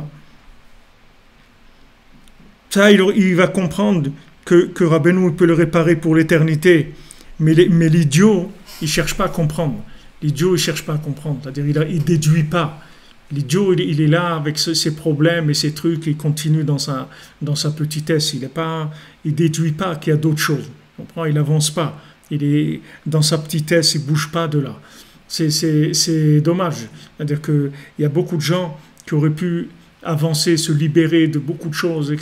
Et malheureusement, ils sont bloqués par des principes, par des choses qui les empêchent de s'ouvrir, d'aller goûter à cette aventure-là. Tu goûtes l'aventure, tu vas chez Rabbi Nachman, tu fais un tikkun klali, qu'est-ce que tu vas perdre? Tu n'as rien à perdre du tout. Tu vas que gagner, c'est tout. Et après, tu vas comprendre, voilà, qu'est-ce que c'est un tzaddik qui peut te réparer pour l'éternité. Tu te rends compte que ce que ça veut dire? Quelqu'un, il te répare pour l'éternité. une réparation éternelle pour l'éternité. Plus jamais tu vas revenir dans ce monde, plus jamais tu vas avoir de problème, plus jamais tu auras... Il va te réparer pour l'éternité. Qui est-ce qui va refuser une chose pareille? Mais les gens... Mais comme... Même quand tu le dis, ça reste un secret. Parce que normalement, avec tout ce qu'on dit maintenant, même Trump, il devait être un Ouman. Et Poutine aussi, ils devraient être tous les deux en train de faire un tikkun klali à Ouman, normalement, avec tout ce qu'on balance dans le monde. Mais seulement, ça reste un secret. Même qu'on le dit, ça reste secret. Même si tu le dis, tu cries, ça reste un secret. C'est pas, même quand tu le dis, il n'y a pas. Les gens, ils n'entendent pas. C'est que si la personne, elle cherche vraiment, elle va entendre un petit peu. Pas beaucoup. Un tout petit peu. Mais ce petit peu, ça va lui suffire. Pas besoin d'entendre plus.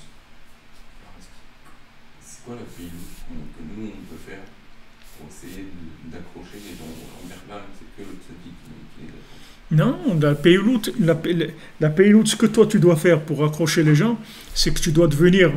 Toi, tu dois devenir quelqu'un qui est branché, c'est tout. Toi, tu dois te brancher toi-même. Si tu te branches toi-même, après, c'est communicatif. C'est-à-dire, il n'y a pas besoin de discours. Parce que je te dis, un homme branché, c'est un extraterrestre. Tout de suite, ça se reconnaît. Tout de suite, et tu sais, il y a des gens, même des religieux et tout, quand ils te voient, tout de suite, ils savent que tu es Breslev. Même si, on ne parle pas si tu as un habit qui montre que tu es Breslev. Même si tu es habillé n'importe comment, mais tout de suite, ils voient que tu es Breslev. Parce que quelqu'un qui est branché, c'est pas comme quelqu'un qui n'est pas branché. C'est complètement différent. Même un non-juif, il le voit.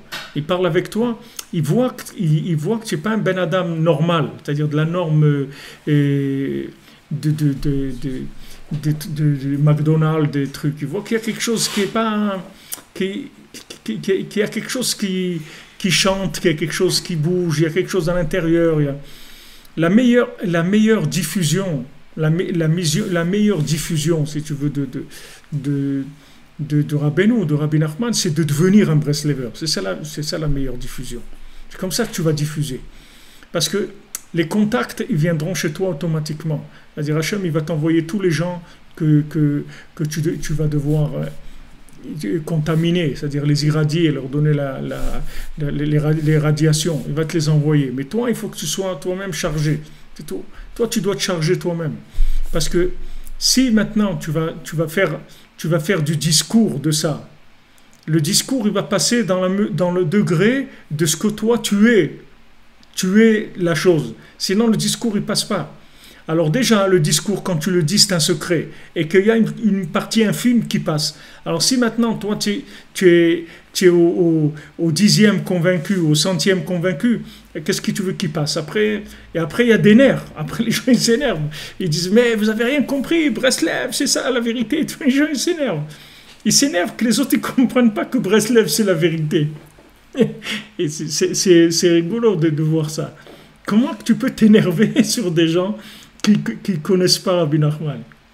Comment tu peux arriver à de la bêtise pareille? C'est-à-dire de la folie, de t'énerver parce que les gens ne connaissent pas Rabbi Nachman. Et toi, qu'est-ce que tu connais? Qu'est-ce que tu connais de Rabbi Nachman? C'est marrant à quoi les gens ils peuvent arriver. Vous dites que celui qui fait le tikkun klali sur le tzaddik, il ne connaîtra pas les Gilgulim, il ne reviendra pas. Ouais. On dit qu'une fois que Mashiach, c'est fini, il n'y aura plus d'autre monde. Et on dit, on est adore Mashiach. Il a besoin d'aller. Non. On n'est pas dans le Mashiach, il n'est pas révélé encore. Où il est le Mashiach? Tu le connais? On sait qu'il n'y aura plus de. Alors, attends que Mashiach vienne, on verra déjà comment ça marche. Mais pour l'instant, on n'a pas. Et Mashiach lui-même, il va mourir aussi. Je ne crois pas que ça. Mashiach, ce n'est pas la résurrection des morts. La résurrection des morts, c'est après. Mais entre Mashiach et la résurrection des morts, il va y avoir du temps. Sur le ça dit que c'est la garantie qu'il n'y aura pas de. Déjà, tu as fini les soucis. Tu finis les soucis dans le chemin qui reste jusqu'à la Géoula. Elle va que Mashiach il vienne tout de suite. Mais même Mashiach, il va venir à Ouman. Et même quand Mashiach il va venir, on va aller à Ouman à Rosh Hashanah. il y a des choses qui vont continuer encore, même quand Mashiach il va venir. Il y a encore des choses qui vont continuer. C'est pas Mashiach il va pas arrêter tout le système. Mashiach c'est une étape de révélation de la conscience. C'est-à-dire il y aura plus de libre arbitre au niveau de la conscience de la vérité. Mais dans l'action et tout, il y aura des choses à faire. On va faire des choses encore. C'est pas quand Mashiach il viendra, on va continuer à faire la Torah, on va pas arrêter. Mais après, quand il y aura la résurrection des morts, alors ça sera une autre dimension complètement. Mais Mashiach, c'est pas la fin, c'est une étape.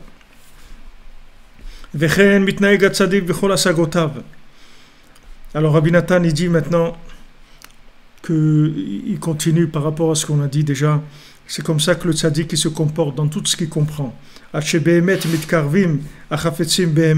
Jusqu'à qu'après que les gens qui cherchent vraiment, ils se rapprochent. Mais il y a qui ont beaucoup de questions sur le tzaddik. Ils posent beaucoup de questions. Ils veulent tout comprendre. Même des tzaddikim. Le Yetzer Hara, il les attaque. Ils rentrent dans leur cœur des questions sur le tzaddik. Ouais, pourquoi il fait ça, et pourquoi ci, et pourquoi ça, et pourquoi il faut sortir d'Israël pour aller à Ouman. Et il y a même des tzadikim. Même des tzadikim, ils leur rendent des questions.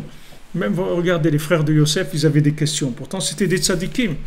Les Shifteka, Hachem, il s'appelle les Shifteka, parce que Hachem, il dit, je mets mon nom sur eux, Yudke, pour vous dire que c'est tous des tzadikim. Et pourtant, ils avaient des questions sur Yosef. Parce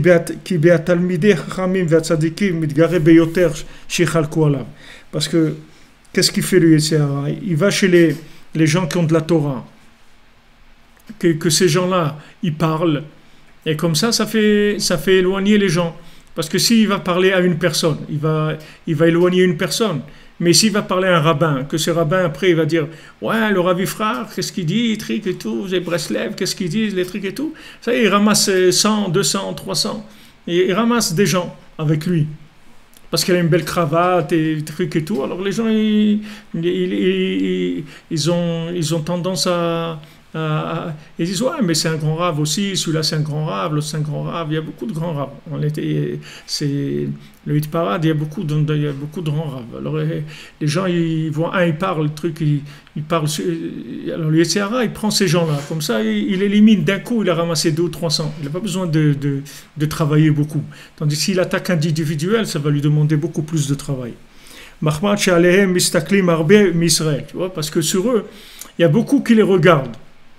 Il y a beaucoup qui les regardent sur Facebook ou sur trucs et tout. Ils regardent, c'est-à-dire ils ont les yeux tournés vers ces gens-là. Donc ils observent, ils regardent qu'est-ce qu'il pense celui-là, qu'est-ce qu'il pense. Waouh, celui-là c'est un grand rave, il a dit ça sur Breslev ou il a dit ça sur Ouman et tout. Mais c'est quand même un grand rave, attention, hein, c'est un gadolador et trucs, faites attention à ce que vous dites, faites attention, c'est quand même des grands, etc. Mais tu crois, il est plus grand que Yehuda, que Shimon, que Lévi. Il est plus grand que les Shvatim, sûrement pas.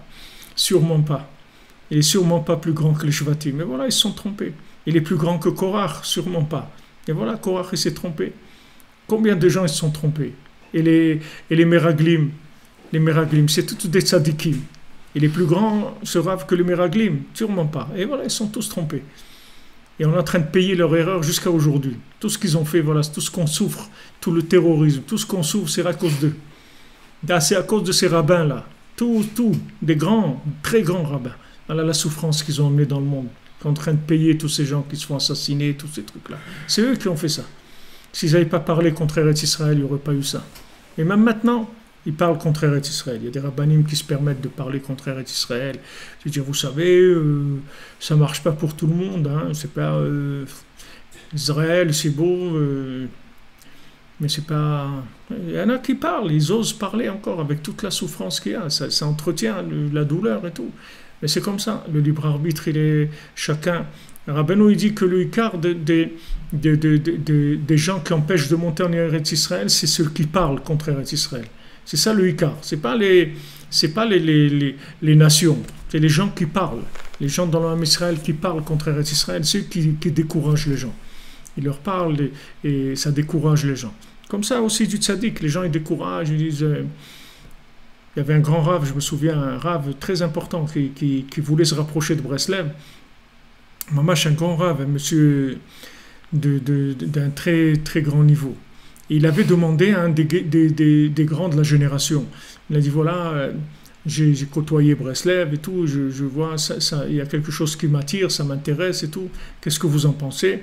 Alors le grand rave, il lui a dit... Le grand, c'était un des grands décisionnaires de la génération. Il lui a dit, ça réussit pas à tout le monde. Il lui a répondu comme ça. Et ça fait que ce rave-là, il s'est éloigné de Breslev. Maintenant, ces deux raves, ils sont dans l'autre monde. Sûrement là-bas. Après, il va s'arranger avec lui. Il va lui dire, voilà, c'est vous qui m'avez empêché d'aller à Ouman, c'est vous qui m'avez empêché d'aller. Est-ce que vous pouvez payer l'addition? Maintenant, voilà ma facture. Vous pouvez la payer. Vous pouvez la payer à ma place. Parce que c'est vous qui m'avez empêché de me rapprocher de Rabbi Nachman. Alors voilà, je vous amène la facture. Vous pouvez la payer. Il n'y a personne qui peut payer. Qu'est-ce qu'il va payer? Il ne peut rien payer du tout. Comment il va payer? Dans chaque génération, c'est comme ça. L'histoire, elle se répète, la bêtise humaine, elle se répète sans arrêt.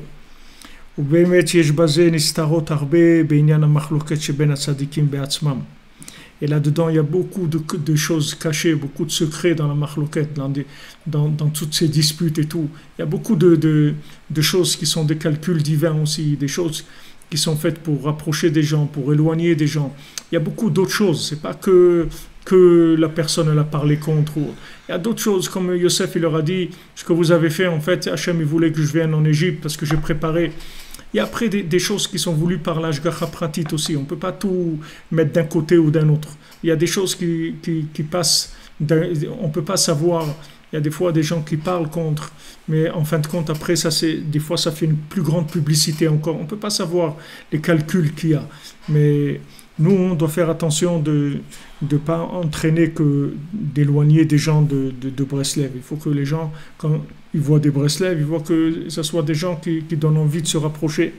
Comme je me vois al pasuk ozen shoma'at tochachat chaim, comme c'est écrit, une oreille qui entend des reproches de vie. Zeprinat amachloket sheben ashvatim al Yosef. Et ça, c'est le principe de la dispute qu'il y a eu entre les tribus et Yosef, Sheu Gila Lahem Chalomotav. Lui, il leur a révélé ses rêves, Kedesheyavinu Merachok, Otsem Gdulato, pour qu'ils comprennent de loin combien il était grand. Quand Rabbeinu il a révélé les Sipurim Asiot, que Rav Avraham Nachman il emploie ce langage-là par rapport à Rabbeinu pour les contes, comme lui il a raconté ses rêves, Rabbeinu l'a raconté des contes. Il y a des tzadikim qui ont vu, quand ils ont vu les contes, ils ont dit ça, cet homme qui a raconté ça on n'a aucune asaga là-dedans. Cette Torah-là, des 7 mendiants, on ne peut pas comprendre du tout ça. Ça c'est au-dessus de tout ce qu'on peut comprendre. Il y a des tzadikim qui ont vu ça à l'époque de Rabbeinu. Il y a des tzadikim, ils ont vu que l'enseignement de Rabbeinu il dépassait tout ce qu'ils avaient pu comprendre de la Torah. Tout, absolument tout. Il y en a qui se sont rendus compte de ça. Comme c'est ce qu'il a fait Yosef, il leur a dit sous forme de rêve, juste pour leur faire goûter un petit peu la lumière qu'il avait en lui, juste qu'il goûte un petit peu. Ve'em aussi fusno oto al chalomotam. Lui, il a voulu leur montrer un tout petit peu de sa grandeur, et eux, ça a déclenché de la haine. Encore plus de haine. Et la même chose maintenant. Rabbi Nathan, il en sait un peu. Il en parle parce que lui, il a souffert de ça toute sa vie. Mais le conseil d'Hachem, toujours il va tenir, c'est-à-dire c'est Hachem qui aura le dernier mot. Parce que précisément grâce à ça, il savait Hachem Idbarach chez Yarad Yosef le Mitzrayim. Hachem, il a fait que Yosef il est descendu en Égypte. Jusqu'à que maintenant tous les Shvatim, pas tous parce qu'il y avait les enfants aussi de Yosef qui font partie d'Ephraïm et Ménaché qui font partie des Shvatim, mais les autres 9 Shvatim, ils ont fait tchouva al mechirato sur le fait qu'ils l'ont vendu. Ils ont dit aval hashemim anachnu, mais on est coupable. Ubaou v'ishtachavu elav, ils sont venus se prosterner à lui, ve'amru elav, et ils lui ont dit, sana le pesha avde elokei avicha, pardonne la faute des serviteurs du Dieu de ton père. Chez Kolze ou Prinat Tchouva, le Bgam Emunat Rachamim. Tout ça, ils ont fait Tchouva sur le Bgam Emunat Rachamim. Et on voit, Baruch Hashem, aujourd'hui, combien de rabbanim ils viennent à Ouman. Mamash, combien de rabbanim, les fils de Rav Ovadia Yosef, les grands rabbanim d'Europe, de partout, ils viennent à Ouman.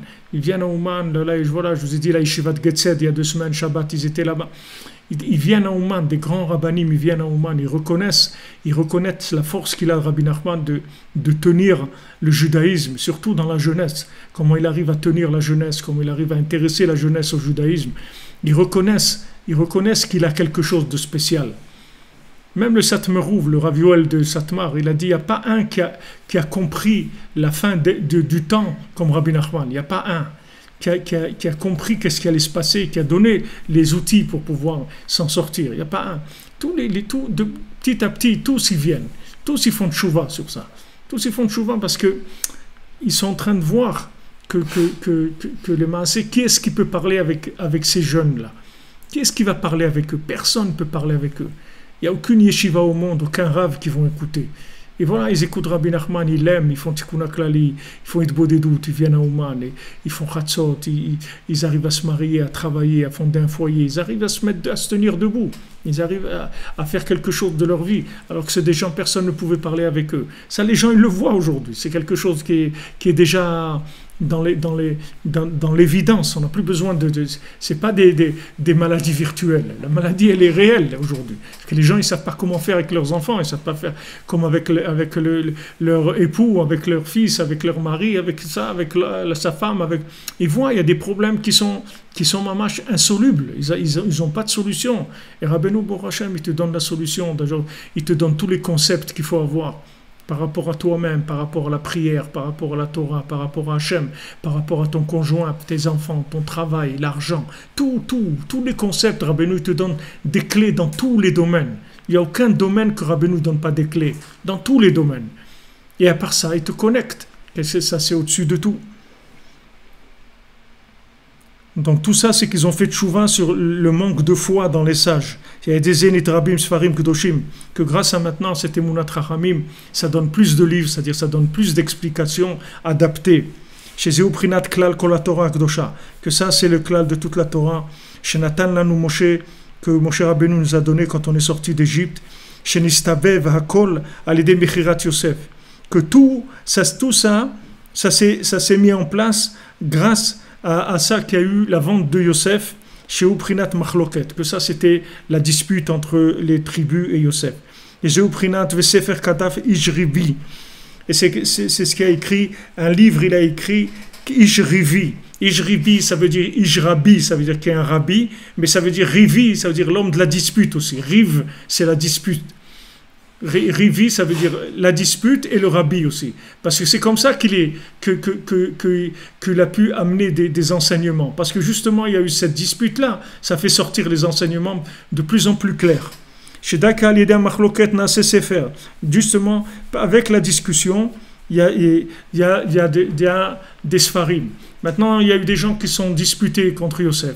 Après, quand ils ont fait tchouva, alors tchouva, ça veut dire en même temps faire tchouva, mais ça veut dire une réponse aussi.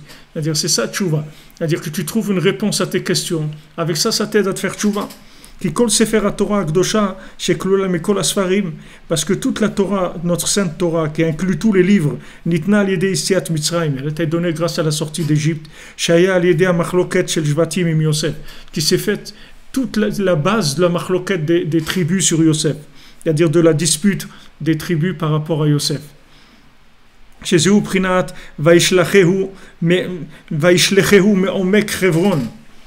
Il a envoyé du fond de Chevron, c'est-à-dire quand a été Yosef chercher ses frères à Dotaim, il était à Shrem, il ne les a pas trouvés, après il a été à Dotaim, mais Omek Chevron, du profond de Chevron.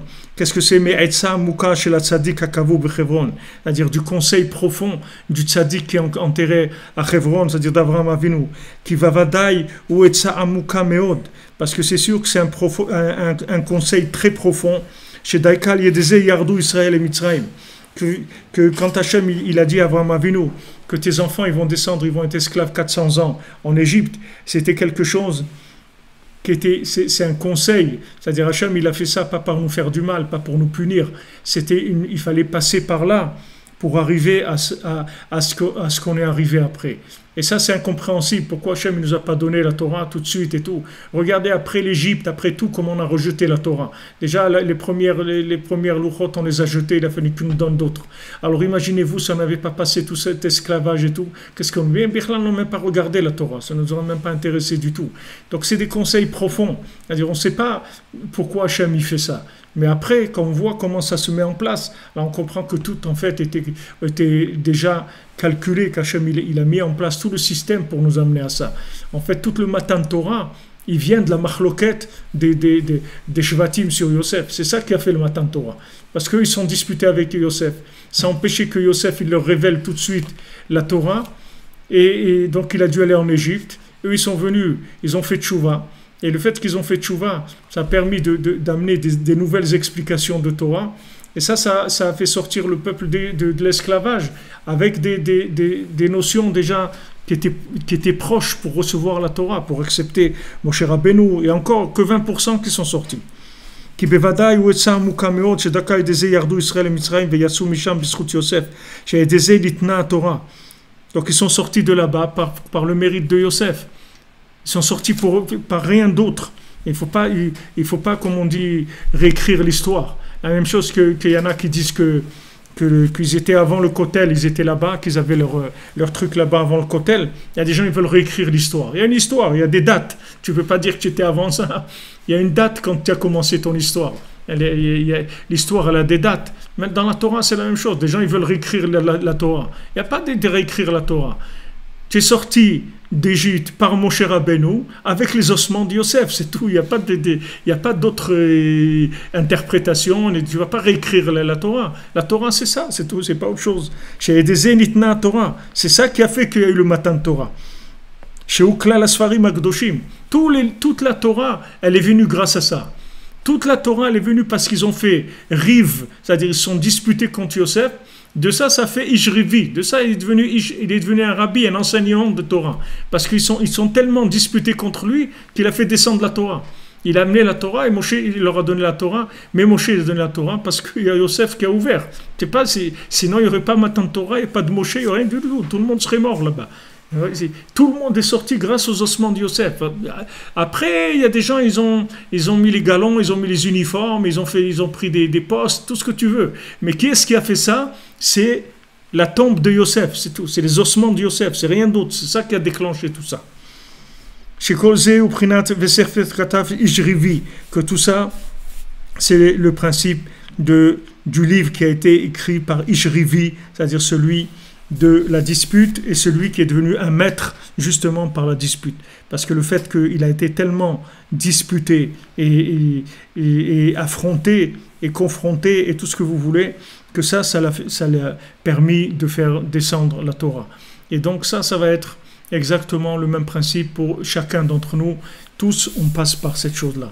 C'est-à-dire tous, on ne peut avancer de notre vie que par des oppositions en permanence, que ce soit l'opposition de notre corps, que ce soit l'opposition de notre entourage, des nations, de notre conjoint, de tout. Il y a des opposants. Ces opposants-là, ils ne sont pas là pour nous détruire, ils sont là pour qu'on puisse avoir une Torah qui va nous rapprocher plus d'Hachem. Il faut juste avoir Emunat Chachamim, c'est tout. Si on a Emunat Chachamim, toutes les disputes, ça devient de la Torah. Et si on n'a pas de l'Emunat Chachamim, alors les disputes, ça devient des catastrophes, c'est tout. Si les gens ils savaient gérer les disputes, ils sauraient que les disputes qu'ils ont, c'est pour les construire, pour les faire avancer, c'est tout. Donc ils vont au maximum de ce qu'ils peuvent supporter et garder le sourire, tout ce qu'ils peuvent, parce qu'ils savent que de ça, il va sortir de la Torah après. De ne pas croire qu'on souffre pour rien. Il n'y a aucune souffrance pour rien. Il n'y a aucune souffrance pour rien. Pourquoi maintenant la Torah, on la reçoit dans la souffrance avec les Isurim? Parce que c'est quelque chose qu'on ne peut pas trouver comme ça. C'est-à-dire la Torah, tu peux pas avoir, même si tu lis des livres et tu apprends des livres, c'est pas ça qui va te donner une Torah connectée. La Torah connectée, il faut que tu souffres, sinon tu vas pas la trouver. Pourquoi tu souffres? Parce que quand tu souffres, tu vas aller chercher ce qu'il y a au fond de toi. Tu vas aller chercher ton identité profonde. Tu vas chercher qui tu es vraiment. Tu vas arrêter de jouer, de faire du cinéma, d'être un figurant de la société. Parce que tu vas chercher au fond de toi ta force, ton identité profonde. Regarde Abraham Avinu. Tout le monde était contre lui. C'est comme ça qu'il est devenu Abraham Avinu. Echadai Abraham Avinu. Abraham Avinu était le seul au monde. Sinon, il ne serait jamais devenu Abraham Avinu. S'il était copain avec tout le monde, il ne serait pas devenu Abraham Avinu. Mais tous, ils étaient contre lui. C'est comme ça qu'il a trouvé ce qu'il a trouvé. Et c'est comme ça au niveau de chacun. Il ne faut pas croire que tout ce qui nous attaque, tout ce qui ne va pas bien, c'est pour nous faire du mal. Tout ce qui ne va pas bien dans notre vie, c'est rien que pour nous faire découvrir une Torah qui va nous parler plus, qui va être plus proche de nous, c'est tout. Et après, il y a des périodes d'accalmie, et après, il y a des périodes, ça revient, et il y a des moments comme ça, des comme ça. Tout, il faut prendre avec Emunat Rachamim, c'est-à-dire il faut savoir que tout, c'est Hachem qui veut. Et Hachem, il veut que notre bien, parce que Hachem, il nous aime plus que n'importe qui au monde. Il n'y a personne qui nous aime comme Akadosh Baruch Hu. Hachem, il a créé tout le monde pour nous, et Hachem, il nous aime, il nous adore, il veut que du bien pour nous. Et tout ce qu'il fait, c'est pour qu'on avance plus vers le bien. Pas Chas v'Shalom pour nous faire des soucis ou des problèmes. Donc ça, c'est une base dans la vie qu'il faut se rentrer dans le cœur et qu'il faut prier beaucoup pour que quand on a des épreuves, on sache gérer ça avec la tête froide. Qu'on ne commence pas à s'énerver, à s'emporter, à dire « ouais, il m'a fait ça, il m'a dit ça ». Tout ça, il faut balancer tout ça. Tu sais que tu dois passer par de la souffrance, par des moments difficiles. Et ces moments difficiles, ils vont emmener un accouchement. Il y a un petit bébé qui va naître, un chidouche, quelque chose d'extraordinaire, une nouvelle Torah. Et comme ça, il y aura un matin de Torah sans arrêt, comme on fait dans le Homer. Chaque jour du Homer, c'est encore un jour. Un jour, on attend, on est là en train d'attendre pour nous purifier, pour arriver à un matin de Torah.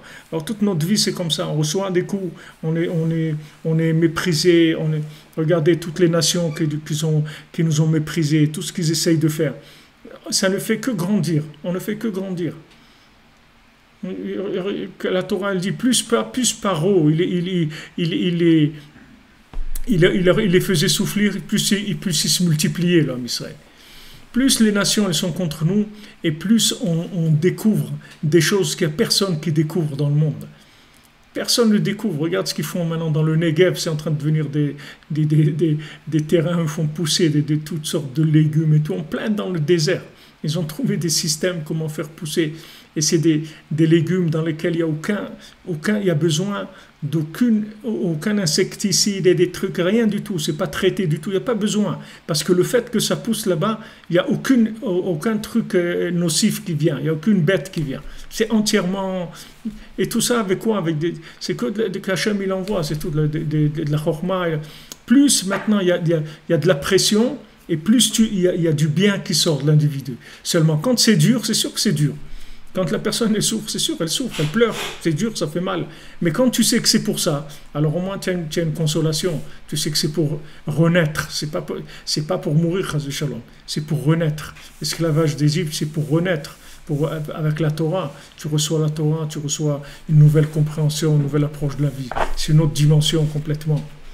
Bezrat Hashem, chez Shabbat Shalom, des bonnes nouvelles, toujours avec Rabbeinu, dans la joie, dans la Emouna, Bezrat Hashem, dans la confiance. Dans la confiance, il faut avoir confiance dans les tzadikim, il faut savoir qu'ils s'occupent de nous. Razak. Razak. Merci à tous. Merci à tous ceux qui se lèvent pour participer ensemble à la Torah de Rabbeinu Bezrat Hashem. Merci à tous.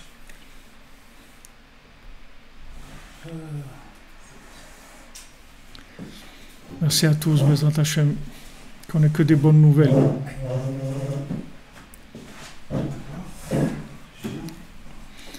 D'avoir connu Rabbeinu, c'est ça la réussite de ce monde. Il n'y a pas une plus grande réussite dans ce monde que d'avoir connu Rabbi Nachman. C'est la plus grande réussite que l'être humain peut avoir sur terre. Ashrenu.